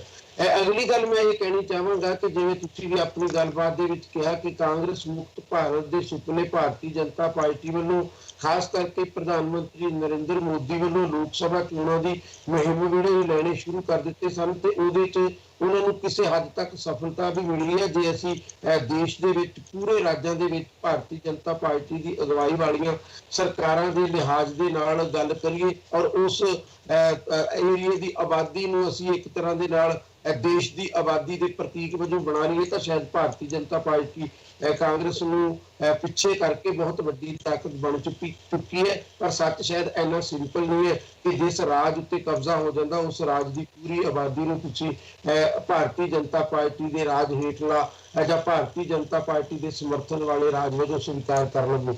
5 ਰਾਜਾਂ ਦੀਆਂ ਚੋਣਾਂ ਦੇ ਵਿੱਚ ਜੇ ਜੋ ਕੁਝ ਵਾਪਰਿਆ ਉਹਦੇ ਤੋਂ ਇੱਕ ਗੱਲ ਤਾਂ ਤੈਅ ਆ ਕਿ ਉੱਤਰਾਖੰਡ ਤੇ ਉੱਤਰ ਪ੍ਰਦੇਸ਼ ਦੇ ਵਿੱਚ ਕਾਂਗਰਸ ਪਾਰਟੀ ਦਾ ਸੱਚਮੁੱਚ ਉਸੇ ਤਰ੍ਹਾਂ ਦਾ ਸਫਾਇਆ ਹੋ ਗਿਆ ਜਿਸ ਤਰ੍ਹਾਂ ਦੇ ਸਫਾਏ ਨੂੰ ਤੁਸੀਂ ਕਾਂਗਰਸ ਮੁਕਤ ਭਾਰਤ ਦੇ ਵਜੋਂ ਵੇਖ ਸਕਦੇ ਹੋ। ਯੂਪੀ ਤੇ ਉੱਤਰਾਖੰਡ ਦੇ ਵਿੱਚ ਕਾਂਗਰਸ ਦੀ ਹਾਜ਼ਰੀ ਬਿਲਕੁਲ ਓਨੀ ਕੀ ਹੈ ਜਿੰਨੀ ਕਿ ਪ੍ਰਤੀਕ ਦੇ ਤੌਰ ਤੇ ਇੱਕ ਮੁਕਤ ਭਾਰਤ ਦੀ ਹਾਜ਼ਰੀ ਕਹੀ ਜਾ ਸਕਦੀ ਹੈ। ਪਰ ਜੇ ਦੋ ਛੋਟੇ ਰਾਜਾਂ ਦੀ ਗੱਲ ਕਰੀਏ ਜਿਨ੍ਹਾਂ ਦੇ ਵਿੱਚ ਹੁਣੇ ਚੋਣਾਂ ਹੋਈਆਂ, ਮਣੀਪੁਰ ਤੇ ਗੋਆ ਦੀ ਗੱਲ ਕਰੀਏ ਤਾਂ ਉਹਦੇ 'ਚ ਇੱਕ ਗੱਲ ਬਹੁਤ ਕਲੀਅਰ ਹੈ ਕਿ ਕਾਂਗਰਸ ਪਾਰਟੀ ਕਾਂਗਰਸ ਮੁਕਤ ਭਾਰਤ ਵਾਲੀ ਨਹੀਂ, ਬਲਕਿ ਕਾਂਗਰਸ ਪਾਰਟੀ ਉਹਨਾਂ ਦੋਨਾਂ ਛੋਟੇ ਰਾਜਾਂ ਦੇ ਵਿੱਚ ਵੱਡੀ ਪਾਰਟੀ ਦੇ ਤੌਰ ਤੇ ਉੱਭਰ ਕੇ ਆਈ। ਬਲਕਿ ਉੱਥੇ ਜਿਹੜੀ ਸਭ ਤੋਂ ਬੁਰੀ ਗੱਲ ਇਹ ਵਾਪਰੀ ਕਿ ਜਨਤਕ ਫਤਵੇ ਨੂੰ ਭਾਰਤੀ ਜਨਤਾ ਪਾਰਟੀ ਨੇ ਗਵਰਨਰ ਨੂੰ ਵਰਤ ਕੇ ਆਪਣੇ ਹੱਕ ਦੇ ਵਿੱਚ ਇੱਕ ਤਰ੍ਹਾਂ ਨਾਲ ਅਗਵਾ ਕਰ ਲਿਆ ਵਾ। ਉਹਨੂੰ ਤੁਸੀਂ ਏਦਾਂ ਨਹੀਂ ਕਹਿ ਸਕਦੇ ਕਿ ਭਾਰਤੀ ਜਨਤਾ ਪਾਰਟੀ ਨੇ ਉੱਥੇ ਲੋਕਾਂ ਦੇ ਸਮਰਥਨ ਨਾਲ ਸਰਕਾਰਾਂ ਬਣਾ ਲਈਆਂ ਨੇ।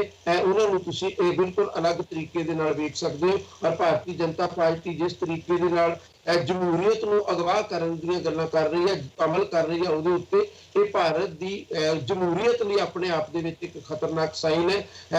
ਰੀਅਲ ਪੋਜੀਸ਼ਨ ਇਹ ਹੈ ਕਿ ਮਣੀਪੁਰ ਦੇ ਵਿੱਚ ਤੇ ਗੋਆ ਦੇ ਵਿੱਚ ਜੇ ਮੌਕਾ ਗਵਰਨਰ ਕਾਂਗਰਸ ਪਾਰਟੀ ਨੂੰ ਦੇ ਵੀ ਦਿੰਦੇ, ਕੇਂਦਰ ਦੇ ਵਿੱਚ ਨਰਿੰਦਰ ਮੋਦੀ ਦੀ ਸਰਕਾਰ ਹੋਣ ਕਰਕੇ ਸ਼ਾਇਦ ਕਾਂਗਰਸ ਆਪਣੀ ਬਹੁਤ ਸੰਮਤੀ ਸਾਬਤ ਨਾ ਕਰ ਸਕਦੀ ਔਰ ਭਾਰਤੀ ਜਨਤਾ ਪਾਰਟੀ ਨੂੰ ਇੱਕ ਜਾਂ ਹਫ਼ਤਾ ਜਾਂ 15 ਦਿਨਾਂ ਦੇ ਵੇਟ ਦੇ ਨਾਲ ਆਪਣੀ ਸਰਕਾਰਾਂ ਬਣਾਉਣ ਦਾ ਉੱਥੇ ਮੌਕਾ ਮਿਲ ਜਾਣਾ ਚਾਹੀਦਾ ਸੀ। ਹੁਣ ਤੁਸੀਂ ਇੱਕ ਗੱਲ ਹਰਪ੍ਰੀਤ ਜੀ ਜਿਸ ਗੱਲ ਤੇ ਬਹੁਤ ਜ਼ੋਰ ਦੇ ਰਿਹਾ ਸੀ ਕਿ ਕੀ ਕਾਂਗਰਸ ਨੂੰ ਇੱਕ ਬਦਲੀ ਹੋਈ ਤਸਵੀਰ ਦੇ ਵਿੱਚ ਦੁਬਾਰਾ ਉੱਭਰਨਾ ਪਵੇਗਾ ਕਿ ਨਹੀਂ, ਜੇ ਉੱਭਰਦੀ ਨਹੀਂ ਤਾਂ ਉਹਦਾ ਕੀ ਬਣੇਗਾ।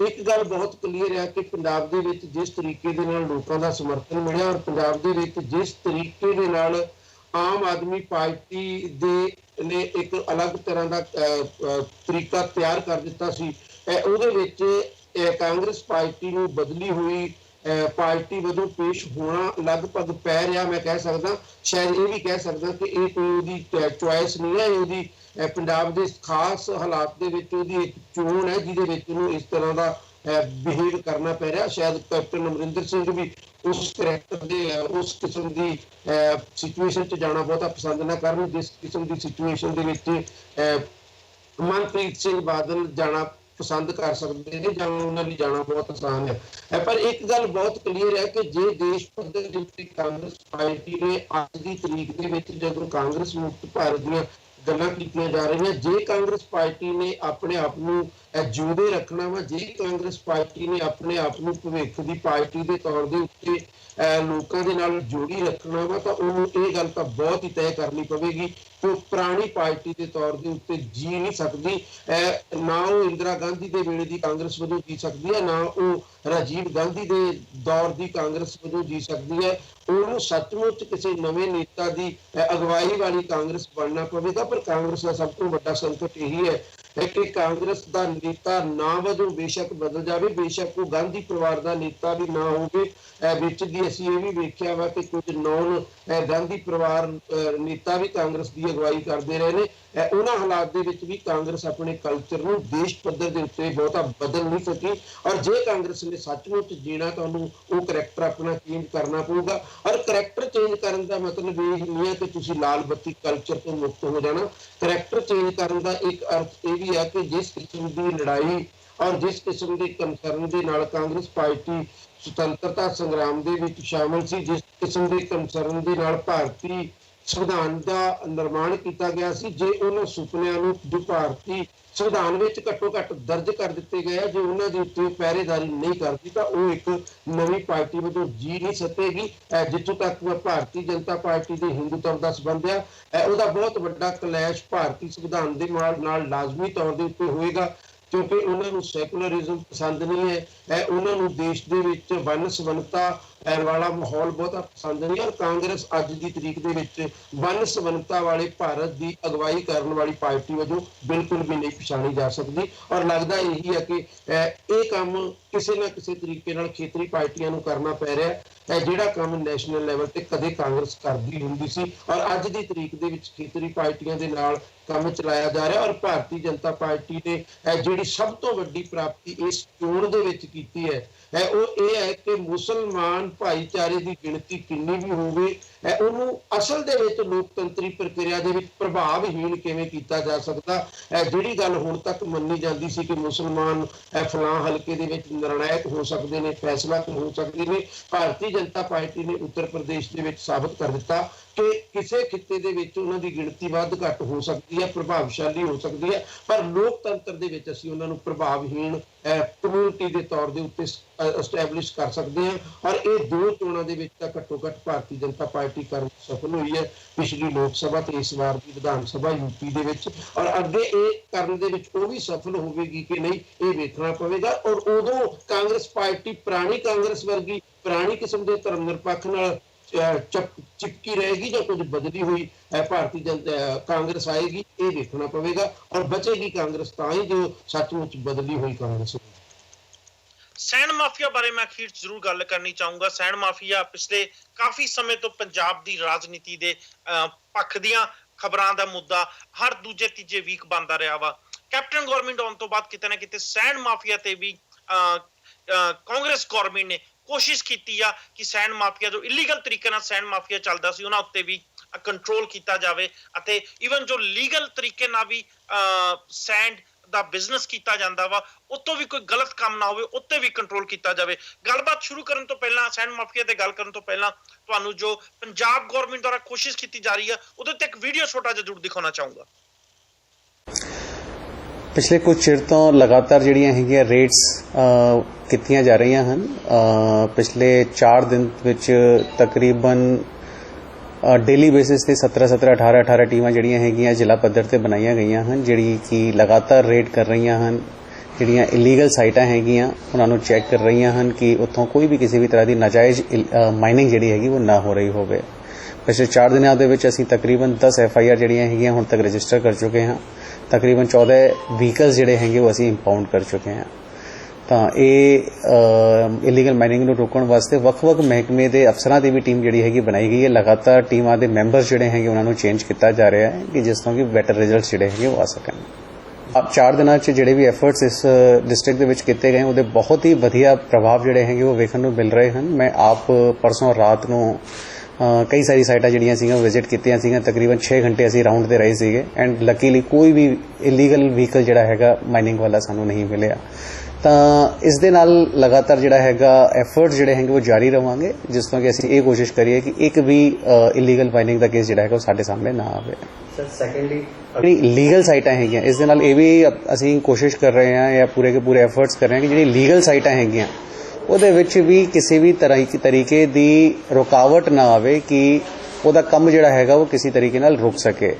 ਇਲੀਗਲ ਮਾਈਨਿੰਗ ਨੂੰ ਇਸ ਤੋਂ ਇਲਾਵਾ ਰੋਕਣ ਵਾਸਤੇ ਕੁਝ ਟੈਕਨੋਲੋਜੀਕਲ ਸੋਲੂਸ਼ਨਸ ਜਿਹੜੇ ਹੈਗੇ ਉਹ ਵੀ ਐਫਰਟਸ ਕੀਤੇ ਜਾ ਰਹੇ ਹਨ। ਜਿਵੇਂ ਮੈਨੂੰ ਹੈੱਡਕੁਆਟਰ ਤੋਂ ਪਤਾ ਚੱਲਿਆ ਹੈ ਕਿ ਕੁਝ ਟੈਕਨੋਲੋਜੀਕਲ ਸੋਲੂਸ਼ਨਸ ਜਿਹੜੇ ਹੈਗੇ ਉਹ ਕੀਤੇ ਜਾ ਰਹੇ ਨੇ। ਜਿੱਥੇ ਤੱਕ ਰੇਟ ਫਿਕਸੇਸ਼ਨ ਦਾ ਸਵਾਲ ਹੈਗਾ it's a open market, but ਜਿੱਥੇ ਤੱਕ ਪੋਸੀਬਲ ਹੋਵੇਗਾ ਸਾਡੇ ਵਾਸਤੇ ਕਿ ਇਸ ਦੇ ਰੇਟ ਜਿਹੜੇ ਹੈਗੇ ਉਹ ਪ੍ਰਿਸਕ੍ਰਾਈਬ ਲਿਮਿਟ ਤੋਂ ਬਾਹਰ ਨਾ ਜਾ ਸਕਣ, ਇਸ ਦੇ ਪੂਰੇ ਉਪਰਾਲੇ ਜਿਹੜੇ ਹੈਗੇ ਕੀਤੇ ਜਾਣਗੇ। ਇਹ ਕਿ ਜਦ ਸਕੇਰਸਿਟੀ ਮਾਰਕੀਟ ਦੇ ਵਿੱਚ ਆਉਂਦੀ ਹੈ ਉਸ ਵੇਲੇ ਇਸ ਤਰ੍ਹਾਂ ਦੀ ਦਿੱਕਤ ਜਿਹੜੀ ਹੈਗੀ ਉਹ ਆਉਂਦੀ ਹੈ।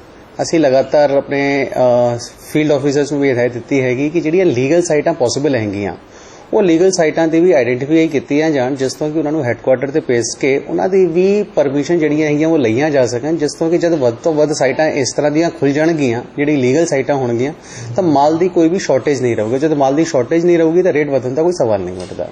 तो कह सकते हैं कि आने वाले माल की एबंडेंस च अवेलेबिलिटी होगी तो रेट ऑटोमेटिकली कम डाउन हो जाने हैं। आने वाले ਇਹ ਤੁਸੀਂ ਸੁਣ ਰਹੇ ਸੀ ਲੁਧਿਆਣਾ ਦੇ ਕਮਿਸ਼ਨਰ ਡਿਪਟੀ ਕਮਿਸ਼ਨਰ ਦੁਆਰਾ ਸੈਂਡ ਮਾਫੀਆ ਤੇ ਜੋ ਕੋਸ਼ਿਸ਼ ਕੀਤੀ ਜਾ ਰਹੀ ਹੈ ਕੰਟਰੋਲ ਕਰਨ ਦੀ ਉਹ ਆਪਣੇ ਵਿਚਾਰ ਸਾਂਝੇ ਕਰ ਰਹੇ ਸੀ। ਕਿਤੇ ਨਾ ਕਿਤੇ ਗਵਰਨਮੈਂਟ ਨੇ ਸੈਂਡ ਮਾਫੀਆ ਤੇ ਵੀ ਕਾਫੀ ਸਟ੍ਰਿਕਟਲੀ ਕੋਸ਼ਿਸ਼ ਕਰ ਰਹੀ ਹੈ ਨਾ ਨਜਿੱਠਣ ਨੂੰ, ਖਾਸ ਕਰਕੇ ਇਲੀਗਲ ਸੈਂਡ ਮਾਫੀਆ ਨੂੰ। ਇੱਕ ਸ਼੍ਰੋਮਣੀ ਅਕਾਲੀ ਦਲ ਦੇ 10 ਸਾਲਾਂ ਦੇ ਰਾਜ ਦੇ ਵਿੱਚ, ਖਾਸ ਕਰਕੇ ਪਿਛਲੇ 5 ਸਾਲਾਂ ਦੇ ਰਾਜ ਦੇ ਵਿੱਚ ਕਾਫੀ ਵੱਡਾ ਮੁੱਦਾ ਬਣ ਗਿਆ ਸੀ ਸੈਂਡ ਮਾਫੀਆ, ਖਾਸ ਕਰਕੇ ਇਲੀਗਲ ਸੈਂਡ ਮਾਫੀਆ। ਤੇ ਦੂਜੇ ਪਾਸੇ ਜੋ ਕੰਟਰੈਕਟ ਤੇ ਕੰਮ ਦਿੱਤੇ ਗਏ ਸੀ ਜੋ ਠੇਕੇ ਦਿੱਤੇ ਗਏ ਤੁਸੀਂ ਕਹਿ ਸਕਦੇ ਜੋ ਆਪਣੇ ਚਹਤਿਆਂ ਨੂੰ ਜਾਣ ਪਛਾਣ ਵਾਲਿਆਂ ਨੂੰ ਠੇਕੇ ਦਿੱਤੇ ਗਏ ਸੀ ਤੇ ਗਵਰਨਮੈਂਟ ਨੂੰ ਉਹਦੇ ਵਿੱਚੋਂ ਕਾਫੀ ਘੱਟ ਮੁਨਾਫਾ ਆਉਂਦਾ ਸੀ, ਜਾਂ ਤੁਸੀਂ ਕਹਿ ਸਕਦੇ ਜੋ ਪੰਜਾਬ ਦੇ ਲੋਕਾਂ ਨੂੰ ਉਤੋਂ ਕਾਫੀ ਘੱਟ ਇਨਕਮ ਆਉਂਦੀ ਸੀ। ਈਵਨ ਕਿ ਹੁਣ ਦੀ ਮੌਜੂਦਾ ਸਰਕਾਰ ਇਹ ਵੀ ਕੋਸ਼ਿਸ਼ ਕਰ ਰਹੀ ਆ ਕਿ ਉਹ ਕੰਟਰੈਕਟ ਨੂੰ ਅਸੀਂ ਰੀਨਿਊ ਕਰਕੇ ਜਿਹਦੇ ਵਿੱਚ ਕਿ ਪੰਜਾਬ ਦੀ ਗਵਰਨਮੈਂਟ ਦਾ ਕਾਫੀ ਘੱਟ ਹਿੱਸਾ ਵਾ ਉਹਨੂੰ ਵਾਪਸ ਰੀਨੈਗੋਸ਼ੀਏਟ ਕਰ ਸਕੀਏ। ਪਰ that may take time। ਪਰ ਜੇ ਹੁਣ ਪ੍ਰੈਜ਼ੈਂਟ ਸਿਚੁਏਸ਼ਨ ਵਿੱਚ ਇਲੀਗਲ ਸੈਂਡ ਮਾਫੀਆ ਨੂੰ ਕੰਟਰੋਲ ਕਰਨ ਦੇ ਵਿੱਚ ਗਵਰਨਮੈਂਟ ਕਾਮਯਾਬ ਹੋ ਜਾਂਦੀ ਆ ਤੇ ਇੱਕ ਕਾਂਗਰਸ ਪਾਰਟੀ ਦੀ ਹੋਰ ਜਿੱਤ ਹੋਊਗੀ। ਸਮਾਂ ਜ਼ਿਆਦਾ ਨਹੀਂ ਬਚਿਆ, 8 ਮਿੰਟ ਦਾ ਸਮਾਂ ਬਚਿਆ ਵਾ। ਜੇ ਮੇਰਾ ਕੋਈ ਵੀ ਸਾਥੀ ਇੱਥੇ ਕਮੈਂਟ ਕਰਨਾ ਚਾਹੁੰ। ਹਰਪ੍ਰੀਤ ਜੀ ਦੇਖੋ, ਇਹਦੇ ਦੋ ਪੱਖ ਨੇ ਇਹਨਾਂ ਚੀਜ਼ਾਂ ਦੇ। ਜਿਵੇਂ ਹੁਣੇ ਉਹ ਕਮਿਸ਼ਨਰ ਦੱਸ ਰਹੇ ਸੀ, ਉਹਨਾਂ ਨੇ ਇੱਕ ਲਫ਼ਜ਼ ਸਕਾਸਟੀ ਉਦੋਂ ਲਿਆ ਸੀ ਜਿੱਥੇ ਉਹਨਾਂ ਦੀ ਗੱਲ ਖਤਮ ਹੋਈ ਹੈ।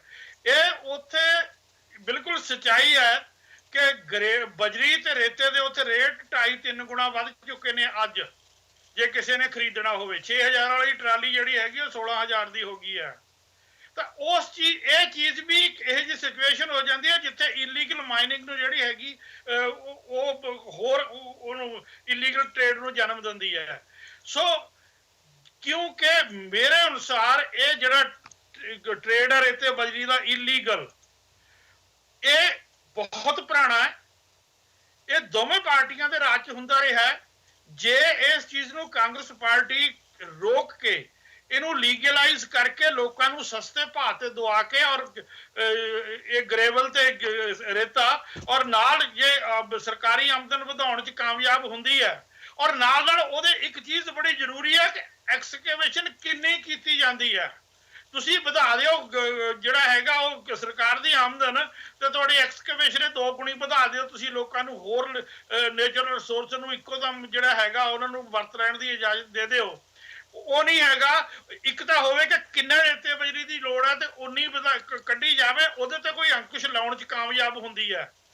ਔਰ ਦੂਸਰਾ, ਉਹਦੇ ਨਾਲ ਜੇ ਸਰਕਾਰ ਦੀ ਆਮਦਨ ਵਧਾਉਂਦੀ ਹੈ ਫਿਰ ਤੇ ਅਸੀਂ ਇਹਨੂੰ ਕਾਮਯਾਬ ਆਖਾਂਗੇ। ਪਰ ਇਹਦੇ ਵਿੱਚ ਇੱਕ ਖਦਸ਼ਾ ਬਹੁਤ ਬੜਾ ਜਿਹੜਾ ਹੈਗਾ ਬਣਿਆ ਰਹਿੰਦਾ ਹੈ ਕਿ 2-4-6 ਮਹੀਨੇ ਦੇ ਵਿੱਚ ਕੁਝ ਚੰਗਾ ਕਰਦੇ ਹੋਏ ਦਿਖਾ ਕੇ ਉਸ ਤੋਂ ਬਾਅਦ ਚਾਹੇ ਸੈਂਡ ਮਾਫੀਆ ਹੈ, ਚਾਹੇ ਮੀਡੀਆ ਦਾ ਮਾਫੀਆ, ਕੇਬਲ ਮਾਫੀਆ ਹੈ ਜਾਂ ਜੇ ਕੋਈ ਹੋਰ ਮਾਫੀਆ ਹੈ, ਕਿਤੇ ਮਾਫੀਆ ਰਿਪਲੇਸਮੈਂਟ ਨਾ ਹੋ ਜਾਏ ਪੰਜਾਬ ਦੇ ਵਿੱਚ। ਇਹਦਾ ਖਦਸ਼ਾ ਜ਼ਰੂਰ ਹੈ ਕਿ ਮਾਫੀਆ ਖਤਮ ਦੇ ਨਾਂ ਦੇ ਉੱਤੇ ਮਾਫੀਆ ਨੂੰ ਰਿਪਲੇਸ ਕਰ ਦਿਓ। ਪਹਿਲਾਂ ਕੋਈ ਹੋਰ ਸਰਗਣਾ ਸੀ, ਅੱਜ ਹੋਰ ਸਰਗਣਾ ਨੇ, ਤੇ ਪਹਿਲਾਂ ਉਹ ਕਿਸੇ ਹੋਰ ਦੇ ਡਾਇਰੈਕਸ਼ਨ ਤੇ ਕੰਮ ਕਰਦੇ ਸੀ, ਹੁਣ ਦੂਸਰੇ ਕਿਸੇ ਹੋਰ ਦੀ ਡਾਇਰੈਕਸ਼ਨ ਤੇ ਕੰਮ ਕਰਦੇ ਸੀ। ਜੇ ਪਿਛਲੇ ਹਿਸਟਰੀ ਨੂੰ ਦੇਖੀਏ ਤਾਂ ਆਉਣ ਵਾਲੇ ਸਮੇਂ 'ਚ ਮੈਨੂੰ ਇਹੋ ਜਿਹਾ ਕੁਝ ਹੁੰਦਾ ਨਜ਼ਰ ਆਉਂਦਾ ਹੈ। ਤੇ ਵਾਕਈ ਜੇ ਉਹਨਾਂ ਨੇ ਆਪਣਾ ਮਾਈਂਡ ਸੈਟ ਬਦਲ ਲਿਆ ਹੋਵੇ ਸਰਦਾਰ ਅਮਰਿੰਦਰ ਸਿੰਘ ਨੇ ਤੇ ਉਹਦੇ ਸਾਥੀ ਜਿਹੜੇ ਕੈਬਨਿਟ ਦੇ ਹੈਗੇ ਨੇ, ਤਦ ਕੋਈ ਚੇਂਜ ਦੀ ਸੰਭਾਵਨਾ ਹੋ ਸਕਦੀ ਹੈ। ਨਹੀਂ ਤਾਂ ਸਰਕਾਰਾਂ ਨਾਲ ਕਈ ਵਾਰੀ ਰਿਪਲੇਸਮੈਂਟ ਹੁੰਦੀ ਹੈ, ਮਾਫੀਏ ਖਤਮ ਨਹੀਂ ਹੁੰਦੇ। ਜੀ ਬਿਲਕੁਲ ਅਜੀਤ ਜੀ ਦੀ ਮੈਂ ਸਮਝਦਾ ਸਹੀ ਗਈ ਹੈ।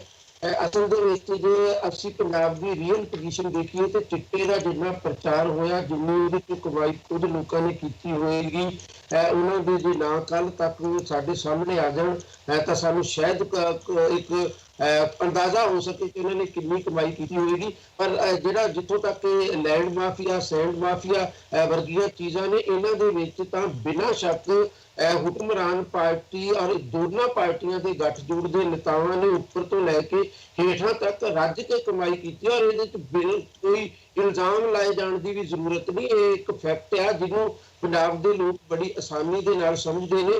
ਔਰ ਜੇ ਇਸ ਫੈਕਟ ਨੂੰ ਖਤਮ ਕਰਨ ਦੀ ਪ੍ਰਕਿਰਿਆ ਦੇ ਵਿੱਚ ਸਿਰਫ ਲੜਾਈ ਇੰਨੀ ਹੀ ਲੜੀ ਜਾਵੇ ਕਿ ਮਾਫੀਆ ਲੋਕਾਂ ਦੇ ਚਿਹਰੇ ਬਦਲ ਜਾਣ, ਉਹਨਾਂ ਦੀ ਪੱਗ ਦਾ ਰੰਗ ਬਦਲ ਜਾਵੇ, ਜੇ ਇੰਨੀ ਹੀ ਲੜਾਈ ਕੀਤੀ ਜਾਂਦੀ ਹੈ ਤਾਂ ਸ਼ਾਇਦ ਇਹ ਲੜਾਈ ਬਹੁਤ ਪੰਜਾਬ ਦੇ ਲੋਕਾਂ ਦੇ ਭਲੇ ਦੇ ਵਿੱਚ ਨਾ ਹੋ ਸਕੇ। ਹਾਂ, ਇੱਕ ਗੱਲ ਅਸੀਂ ਜ਼ਰੂਰ ਕਹਿ ਸਕਦੇ ਹਾਂ ਕਿ ਫੌਰੀ ਤੌਰ ਦੇ ਉੱਤੇ ਜਦੋਂ ਕੁਝ ਲੋਕਾਂ ਨੂੰ ਇਸ ਮਾਮਲੇ ਦੇ ਵਿੱਚ ਕਾਰਵਾਈ ਦੇ ਅਧੀਨ ਲਿਆਂਦਾ ਜਾਏਗਾ ਜਾਂ ਘੱਟੋ ਘੱਟ ਉਹਨਾਂ ਨੂੰ ਕਾਰਵਾਈ ਦੇ ਅਧੀਨ ਲਿਆਂਦੇ ਬਿਨਾਂ ਇਹਦੇ ਉੱਤੇ ਕੰਟਰੋਲ ਕੀਤਾ ਜਾਏਗਾ ਤਾਂ ਵਕਤੀ ਤੌਰ ਤੇ ਜ਼ਰੂਰ ਪੰਜਾਬ ਦੇ ਲੋਕਾਂ ਨੂੰ ਕਿਸੇ ਹੱਦ ਤੱਕ ਫਾਇਦਾ ਹੋ ਸਕਦਾ। ਔਰ ਜੇ ਉਹ ਫਾਇਦਾ ਹੋਇਆ ਤਾਂ ਉਹਦਾ ਇੱਕ ਨਵਾਂ ਜਿਹੜਾ ਫਾਇਦਾ ਉਹ ਪ੍ਰਾਪਰਟੀ ਦੇ ਧੰਦੇ ਦੇ ਵਿੱਚ ਕੈਪਟਨ ਅਮਰਿੰਦਰ ਸਿੰਘ ਦੀ ਕਾਂਗਰਸ ਨੂੰ ਇਸ ਵਜ੍ਹਾ ਕਰਕੇ ਹੋ ਜਾਏਗਾ ਕਿਉਂਕਿ ਪ੍ਰਾਪਰਟੀਆਂ ਦਾ ਜਿਹੜੀ ਬ੍ਰੇਕ ਹੋਇਆ ਪਿਆ, ਸਾਰਾ ਕੁਝ ਜਾਮ ਹੋਈ ਪਈ ਹੈ ਪ੍ਰਾਪਰਟੀ ਦੀ, ਸਾਰਾ ਖਰੀਦੋ ਫਰੋਖਤ ਹੋ ਸਕਦਾ। ਸੈਂਡ ਮਾਫੀਆ ਤੇ ਲੈਂਡ ਮਾਫੀਆ ਦੇ ਉੱਤੇ ਕੰਟਰੋਲ ਹੋਣ ਨਾਲ ਸ਼ਾਇਦ ਉਹ ਥੋੜਾ ਜਿਹਾ ਪਹਿਲਾਂ ਦੇ ਮੁਕਾਬਲੇ ਚੱਲ ਪਵੇ। ਪਰ ਜਿਸ ਹੱਦ ਤੱਕ ਕੈਪਟਨ ਅਮਰਿੰਦਰ ਸਿੰਘ ਦੇ ਵੇੜੇ 'ਚ ਰੇਟ ਵਧਾ ਦਿੱਤੇ ਗਏ ਸਨ ਜ਼ਮੀਨਾਂ ਦੇ, ਮੈਨੂੰ ਲੱਗਦਾ ਉਹਦੇ ਨਾਲ ਬਹੁਤ ਘੱਟ ਚਾਂਸ ਹੈ ਕਿ ਉਹ ਵੀ ਬਹੁਤ ਸਪੀਡ ਅਪ ਹੋ ਸਕੇ, ਕਿਉਂਕਿ ਜਿੰਨੀ ਮਹਿੰਗੀ ਜ਼ਮੀਨ ਕਰ ਦਿੱਤੀ ਗਈ ਆ ਅਫੀਸ਼ੀਅਲ ਤੌਰ ਤੇ ਵੀ ਪੁੱਡਾ ਵੱਲੋਂ ਵੀ ਬਾਕੀ ਜਿਹੜੀਆਂ ਸਰਕਾਰੀ ਸੰਸਥਾਵਾਂ ਵੱਲੋਂ ਵੀ ਉਸ ਹਿਸਾਬ ਦੇ ਨਾਲ ਅੱਜ ਦੀ ਤਰੀਕ ਦੇ ਵਿੱਚ ਸਾਡੀ ਪੰਜਾਬ ਸਰਕਾਰ ਦਾ ਵੱਧ ਤੋਂ ਵੱਧ ਤਨਖਾਹ ਲੈਣ ਵਾਲਾ ਬੰਦਾ ਵੀ ਸ਼ਾਇਦ ਆਪਣਾ ਘਰ ਆਪਣੇ ਜੈਨੂਅਨ ਪੈਸੇ ਨਾਲ ਨਹੀਂ ਬਣਾ ਸਕਦਾ। ਜੇ ਜਿਵੇਂ ਕਿਹਾ ਜਾਂਦਾ ਕਿ 2.5 ਲੱਖ ਤੋਂ ਵੱਧ ਤਨਖਾਹ ਇਸ ਦੇਸ਼ ਦੇ ਵਿੱਚ ਨਹੀਂ ਤੈਅ ਕੀਤੀ ਜਾਂਦੀ ਕਿਸੇ ਦੀ, ਇਸ ਤੋਂ ਵੱਧ ਕੋਈ ਤਨਖਾਹ ਨਹੀਂ ਲੈ ਸਕਦਾ। ਔਰ ਜਿੰਨੀ ਰੇਟ ਵਧਾ ਦਿੱਤੇ ਗਏ ਨੇ ਪਿਛਲੇ ਸਮੇਂ ਦੌਰਾਨ, ਮੈਨੂੰ ਨਹੀਂ ਲੱਗਦਾ 2.5 ਲੱਖ ਦੀ ਕਮਾਈ ਕਰਨ ਵਾਲਾ ਮੰਥਲੀ ਆਪਣਾ ਕੋਈ ਘਰ ਸੱਚਮੁੱਚ ਆਪਣੇ ਸੁਪਨਿਆਂ ਮੁਤਾਬਕ ਬਣਾ ਸਕਦਾ। ਇਸ ਕਰਕੇ ਇਹ ਗੱਲ ਵੀ ਸਾਨੂੰ ਜ਼ਰੂਰ ਸੋਚਣੀ ਪਵੇ। ਹਰਪ੍ਰੀਤ ਜੀ ਦੇਖੋ ਪਲੀਜ਼ ਗੋ ਹੈਡ। ਜੀ ਹਰਪ੍ਰੀਤ, ਮੈਂ ਕਹਿ ਰਿਹਾ ਸੀ ਪੰਜਾਬ ਇਕਨੋਮੀ ਦਾ ਜਾਂ ਇੱਕ ਪੂਰੇ ਕੰਟਰੀ ਦੀ ਇਕਨੋਮੀ ਦਾ ਇੱਕ ਬਹੁਤ ਵੱਡਾ ਹਿੱਸਾ ਜਿਹੜਾ ਉਹ ਰੀਅਲ ਏਸਟੇਟ ਦੇ ਉੱਪਰ ਡਿਪੈਂਡ ਕਰਦਾ ਹੈ। ਔਰ ਰੀਅਲ ਏਸਟੇਟ ਦਾ ਅੱਜ ਕੀ ਹਾਲ ਹੈ ਪੰਜਾਬ ਦੇ ਵਿੱਚ ਸਭ ਨੂੰ ਪਤਾ ਹੈ। ਸਟੈਪ ਬਹੁਤ ਵਧੀਆ ਚੱਕਿਆ ਉਹਨਾਂ ਨੇ, ਜਿੱਦਾਂ ਦੀ ਸੈਂਡ ਮਾਫੀਆ ਜਿੱਦਾਂ ਦਾ ਚੱਲ ਰਿਹਾ ਸੀਗਾ, ਜਾਂ ਜਿੱਦਾਂ ਦੀ ਸੈਂਡ ਮਾਈਨਿੰਗ ਰਾਤ ਬਰਾਤੇ ਕਰ ਰਹੇ ਸੀ ਲੋਕ, ਔਰ ਉਸਦੇ ਰੇਟ ਜਿਹੜੇ ਸੀਗੇ ਉਹ ਅਸਮਾਨ ਤੇ ਛੂਏ ਹੋਏ ਸੀਗੇ। ਉਸ ਕਰਕੇ ਜਿਹੜੀ ਤੁਸੀਂ ਕਹਿ ਲਓ ਕਿ ਜਿਹੜੇ ਡਿਵੈਲਪਰਸ ਸੀਗੇ ਜਾਂ ਜਿਹੜੇ ਜਿਨ੍ਹਾਂ ਨੇ ਘਰ ਬਣਾਉਣਾ ਹੁੰਦਾ ਸੀ, ਉਹਨਾਂ ਵਾਸਤੇ ਬਹੁਤ ਹੀ ਇੱਕ ਔਖੀ ਚੀਜ਼ ਹੋ ਗਈ ਸੀ ਇਸ ਨੂੰ ਅੰਜਾਮ ਦੇਣਾ। ਸੋ ਕਿਤੇ ਨਾ ਕਿਤੇ ਉਸ ਨੂੰ ਠੱਲ ਪਾਉਣ ਦੀ ਕੋਸ਼ਿਸ਼ ਕੀਤੀ ਗਈ ਹੈ। ਔਰ ਅਸੀਂ ਇਹ ਕਿਆਸ ਤਾਂ ਇਸ ਕਰਕੇ ਲਗਾ ਰਹੇ ਹਾਂ ਕਿ ਜਿਹੜਾ ਅਸੀਂ ਪਾਸਟ ਦੇਖਦੇ ਹਾਂ ਇਹਨਾਂ ਗਵਰਨਮੈਂਟਸ ਦਾ, ਉਹ ਬਿਲਕੁਲ ਵਧੀਆ ਨਹੀਂ ਸੀਗਾ, ਕਿਉਂਕਿ ਬਦਲਾਅ ਨੀਤੀ ਦੇ ਉੱਪਰ ਚੱਲਦੇ ਸੀਗੇ। ਸ਼ਾਇਦ ਉਸੇ ਚੀਜ਼ ਨੂੰ ਮੱਦੇਨਜ਼ਰ ਐਨਾਲਾਈਜ਼ ਕਰਕੇ ਅਸੀਂ ਅਗਲੀ ਜਿਹੜਾ ਫਿਊਚਰ ਹੈ ਉਸ ਨੂੰ ਦੇਖ ਰਹੇ ਹਾਂ। ਬਟ ਮੈਨੂੰ ਨਹੀਂ ਲੱਗਦਾ ਕਿ ਇਸ ਤਰ੍ਹਾਂ ਦੀ ਚੀਜ਼ ਰਿਪੀਟ ਹੋਏਗੀ, ਕਿਉਂਕਿ ਜਿਵੇਂ ਅਸੀਂ ਥੋੜੀ ਦੇਰ ਪਹਿਲਾਂ ਡਿਸਕਸ ਕੀਤਾ ਕਿ ਕੈਪਟਨ ਸਾਹਿਬ ਜਿਹੜੀ ਇੱਕ ਬਿਲਕੁਲ ਨਵੇਂ ਟਰੈਕ ਤੇ ਚੱਲਣ ਦੀ ਕੋਸ਼ਿਸ਼ ਕਰ ਰਹੇ ਹੈ, ਔਰ ਸ਼ਾਇਦ ਉਹਨਾਂ ਟਰੈਕ ਦੇ ਵਿੱਚੋਂ ਇੱਕ ਸੈਂਡ ਮਾਫੀਆ ਵੀ ਇੱਕ ਪਾਰਟ ਹੈ। ਔਰ ਇਸ ਚੀਜ਼ ਨੂੰ ਠੱਲ ਪਾਉਣ ਲਈ ਉਹਨਾਂ ਨੇ ਟੀਮਾਂ ਵੀ ਗਠਿਤ ਕਰ ਦਿੱਤੀਆਂ। ਔਰ ਤੁਸੀਂ ਜਿਵੇਂ ਹੁਣੇ ਬਿਆਨ ਸੁਣਿਆ ਡਿਪਟੀ ਕਮਿਸ਼ਨਰ ਜੀ ਦਾ, ਇਸ ਤਰ੍ਹਾਂ ਹਰੇਕ ਤੁਸੀਂ ਕਹ ਲਓ ਡਿਸਟ੍ਰਿਕਟ ਦੇ ਵਿੱਚ ਇਸ ਤਰ੍ਹਾਂ ਦੀ ਕਾਰਵਾਈ ਜਿਹੜੀ ਉਹ ਕੀਤੀ ਜਾ ਰਹੀ ਜਿੱਥੇ ਜਿੱਥੇ ਮਾਈਨਿੰਗ ਹੁੰਦੀਆਂ ਸੀਗੀਆਂ। ਸੋ ਜੇ ਇਹ ਚੀਜ਼ ਨੂੰ ਠੱਲ ਪੈ ਜਾਂਦੀ ਹੈ ਤਾਂ ਰੇਟ ਵੀ ਜਿਹੜੇ ਹੈਗੇ ਨੇ ਹਰਪ੍ਰੀਤ ਜੋ ਬੜੇ ਕੰਪੀਟੀਟਿਵ ਆ ਜਾਣਗੇ। ਔਰ ਜੇ ਰੇਟ ਕੰਪੀਟੀਟਿਵ ਆ ਜਾਣਗੇ ਤਾਂ ਕੰਸਟਰਕਸ਼ਨ ਹੋਏਗੀ, ਔਰ ਕੰਸਟਰਕਸ਼ਨ ਹੋਣ ਤੋਂ ਬਾਅਦ ਜਿਹੜੀ ਸੇਲਿੰਗ ਐਂਡ ਪਰਚੇਸਿੰਗ ਹੁੰਦੀ ਹੈ ਉਹ ਕੰਟਰੋਲਡ ਰੇਟ ਦੇ ਵਿੱਚ ਹੋ ਸਕੇਗੀ। ਸੋ ਕਿਤੇ ਨਾ ਕਿਤੇ ਬਿਲਕੁਲ ਠੀਕ ਹੈ, ਖਦਸ਼ਾ ਜ਼ਰੂਰ ਹੋ ਸਕਦਾ ਹੈ ਕਿ ਪੱਗਾਂ ਬਦਲ ਜਾਣਗੀਆਂ ਲੇਕਿਨ ਕੰਮ ਸੇਮ ਰਹਿਣਗੇ, ਮੋਟਿਵ ਸੇਮ ਰਹੇਗਾ। ਪਰ ਜੇ ਅਸੀਂ ਇਸ ਨੂੰ ਪੋਜ਼ਿਟਿਵ ਐਂਗਲ ਨਾਲ ਦੇਖੀਏ, ਜੇ ਇਸ ਚੀਜ਼ ਨੂੰ ਪ੍ਰੋਪਰ ਇੰਪਲੀਮੈਂਟ ਕਰ ਦਿੱਤਾ ਗਿਆ ਔਰ ਇਸ ਚੀਜ਼ ਨੂੰ ਰੋਕ ਦਿੱਤਾ ਗਿਆ, ਮਾਫੀਆ ਜਿਹੜਾ ਚੱਲ ਰਿਹਾ ਸੀਗਾ, ਚਾਹੇ ਉਹ ਸੈਂਡ ਮਾਫੀਆ, ਚਾਹੇ ਉਹ ਕੇਬਲ ਮਾਫੀਆ, ਚਾਹੇ ਉਹ ਟਰਾਂਸਪੋਰਟ ਮਾਫੀਆ, ਉਸ ਚੀਜ਼ ਨੂੰ ਅਗਰ ਅਸੀਂ ਠੱਲ ਪਾ ਦਿੰਦੇ ਹਾਂ, ਰੋਕ ਦਿੰਦੇ ਹਾਂ, ਪ੍ਰੋਪਰ ਵੇ ਨਾਲ ਲਾਇਸੈਂਸਡ ਕਰਕੇ ਉਸ ਨੂੰ ਇੰਪਲੀਮੈਂਟ ਕਰਦੇ ਆ, ਤਾਂ ਸ਼ਾਇਦ ਇਹ ਕੰਟਰੋਲ ਹੋ ਜਾਏਗਾ। ਔਰ ਜਿਹਦੇ ਵਾਸਤੇ ਕਿ ਇੱਕ ਸ਼ੁਰੂਆਤ ਜਿਹੜੀ ਹੈ ਕੈਪਟਨ ਸਾਹਿਬ ਨੇ ਕਰ ਦਿੱਤੀ ਹੈ, ਹਲੇ ਅਸੀਂ ਇਹ ਸਿਰਫ ਕਿਆਸ ਰਹੀ ਲਾ ਸਕਦੇ ਹਾਂ, ਬਟ ਆਉਣ ਵਾਲਾ ਟਾਈਮ ਸਾਨੂੰ ਕਲੀਅਰ ਦੱਸ ਦਊਗਾ ਕਿ ਕਿਸ ਤਰ੍ਹਾਂ ਦੇ ਉਹ ਜਿਹੜੀ ਇੰਪਲੀਮੈਂਟੇਸ਼ਨ ਕਰ ਰਹੇ ਨੇ ਇਸ ਡਿਸੀਜਨ ਦੇ ਉੱਪਰ ਉਹ ਕਰ ਰਹੇ ਨੇ। ਔਰ ਅਗਰ ਇਹ ਪੋਜ਼ਿਟਿਵ ਹੋ ਜਾਂਦੀ, ਔਰ ਮੈਂ ਇਸ ਚੀਜ਼ ਨੂੰ ਲੈ ਕੇ ਬੜਾ ਪੋਜ਼ਿਟਿਵ ਹਾਂ, ਅਗਰ ਉਹ ਪੋਜ਼ਿਟਿਵ ਹੋ ਜਾਂਦੀ ਹੈ ਤਾਂ ਬਹੁਤ ਕੁਝ ਜਿਹੜਾ ਪੰਜਾਬ ਦੇ ਵਿੱਚ ਉਹ ਸੁਧਰ ਜਾਏਗਾ ਔਰ ਬਹੁਤ ਕੁਝ ਕੰਟਰੋਲਡ ਹੋ ਜਾਏਗਾ। ਸਮਾਂ ਜ਼ਿਆਦਾ ਨਹੀਂ ਬਚੇਗਾ ਇਸ ਗੱਲਬਾਤ ਨੂੰ ਜਾਰੀ ਰੱਖ ਸਕੀਏ, ਪਰ ਅਜੀਤ ਜੀ ਨੇ ਜੋ ਇੱਕ ਗੱਲ ਕਹੀ, ਮੈਂ ਉਹਨਾਂ ਦੀ ਗੱਲ ਤੋਂ ਬਿਲਕੁਲ ਸਹਿਮਤ ਹਾਂ। ਕਿਤੇ ਇਹ ਨਾ ਹੋਵੇ ਕਿ ਮਾਫੀਆ ਬਦਲ ਜੇ ਪਰ ਕੰਮ ਜਿੱਦਾਂ ਚੱਲ ਰਿਹਾ ਉਦਾਂ ਹੀ ਚੱਲਦਾ ਰਹੇ। ਕੁਝ ਐਗਜ਼ਾਮਪਲ ਟਰੱਕ ਯੂਨੀਅਨ ਦੇ ਸਾਡੇ ਸਾਹਮਣੇ ਆਲਰੇਡੀ ਆ ਚੁੱਕੇ ਨੇ, ਜਿੱਥੇ ਕਿ ਸ਼੍ਰੋਮਣੀ ਅਕਾਲੀ ਦਲ ਦੇ ਲੀਡਰਸ ਜਾਂ ਸ਼੍ਰੋਮਣੀ ਅਕਾਲੀ ਦਲ ਦੇ ਵਰਕਰ ਪ੍ਰਧਾਨ ਬਣੇ ਹੋਏ ਸੀ। ਜਿੱਦਾਂ ਹੀ ਕਾਂਗਰਸ ਪਾਰਟੀ ਆਉਂਦੀ ਆ ਉੱਥੇ ਪ੍ਰਧਾਨ ਚੇਂਜ ਹੁੰਦੇ ਆ, ਤੇ ਹੁਣ ਜੋ ਲੋਕ ਕਾਂਗਰਸ ਪਾਰਟੀ ਦੇ ਨੂੰ ਸਪੋਰਟ ਕਰਦੇ ਉਹ ਪ੍ਰਧਾਨ ਬਣ ਜਾਂਦੇ ਆ। ਪਰ ਹੁਣ ਸਵਾਲ ਇਹ ਆ ਕਿ ਕੀ ਕਾਂਗਰਸ ਪਾਰਟੀ ਦੇ ਪ੍ਰਧਾਨ ਬਣਨ ਨਾਲ ਮੁੱਦੇ ਸੋਲਵ ਹੁੰਦੇ ਆ, ਜਾਂ ਫਿਰ ਪਾਰਟੀਆਂ ਦੇ ਚੇਂਜ ਹੋਣ ਨਾਲ ਸਿਰਫ ਪਾਰਟੀਆਂ ਹੀ ਜਾਂ ਜੋ ਅੱਗੇ ਬੰਦੇ ਨੇ ਉਸ ਚੇਂਜ ਹੋਣ ਡਏ ਆ, ਬਟ ਐਸੋਸੀਏਟਡ ਕਿਤੇ ਨਾ ਕਿਤੇ ਉਹ ਜੋ ਹੁਣ ਸਰਕਾਰੀ ਜੋ ਹੁਣ ਪਾਰਟੀ ਪਾਵਰ 'ਚ ਆ ਉਹਦੇ ਨਾਲ ਨੇ। ਅਸੀਂ ਇੱਥੇ ਲੈਂਦੇ ਛੋਟੀ ਜੀ ਬ੍ਰੇਕ ਤੋਂ ਬਾਅਦ ਫਿਰ ਹਾਜ਼ਰ ਹੁੰਦੇ ਆ। ਅੱਜ ਤੁਹਾਡੇ ਨਾਲ ਦਿੱਲੀ ਐਮਸੀਡੀ ਦਾ ਓਪੀਨੀਅਨ ਪੋਲ ਸਾਂਝੇ ਕਰਾਂਗੇ। ਕਾਫੀ ਇੰਪੋਰਟੈਂਟ ਓਪੀਨੀਅਨ ਪੋਲ ਆ, ਡੂ ਔਰ ਡਾਈ ਇਲੈਕਸ਼ਨ ਹੈ ਆਮ ਆਦਮੀ ਪਾਰਟੀ ਵਾਸਤੇ। ਆਮ ਆਦਮੀ ਪਾਰਟੀ ਦਿੱਲੀ ਦੇ ਵਿੱਚ ਆਪਣੀ ਸਾਖ ਬਚਾਉਣ 'ਚ ਕਾਮਯਾਬ ਹੁੰਦੀ ਆ ਨਹੀਂ ਹੁੰਦੀ ਆ, ਇਹ ਤੁਹਾਨੂੰ ਅਸੀਂ ਆਪਣੇ ਓਪੀਨੀਅਨ ਪੋਲ 'ਚ ਕਾਫੀ ਕੁਛ ਇਹਦੇ ਨਾਲ ਇੱਥੇ ਉੱਤੇ ਚਾਨਣ ਪਾ ਸਕਾਂਗੇ। ਇਹਦੇ ਨਾਲ ਹੀ ਇੱਥੇ ਸਾਨੂੰ ਅਸੀਂ ਲੈਂਦੇ ਛੋਟੀ ਜੀ ਬ੍ਰੇਕ ਤੋਂ ਬਾਅਦ ਫਿਰ ਹਾਜ਼ਰ ਹੁੰਦੇ ਆ।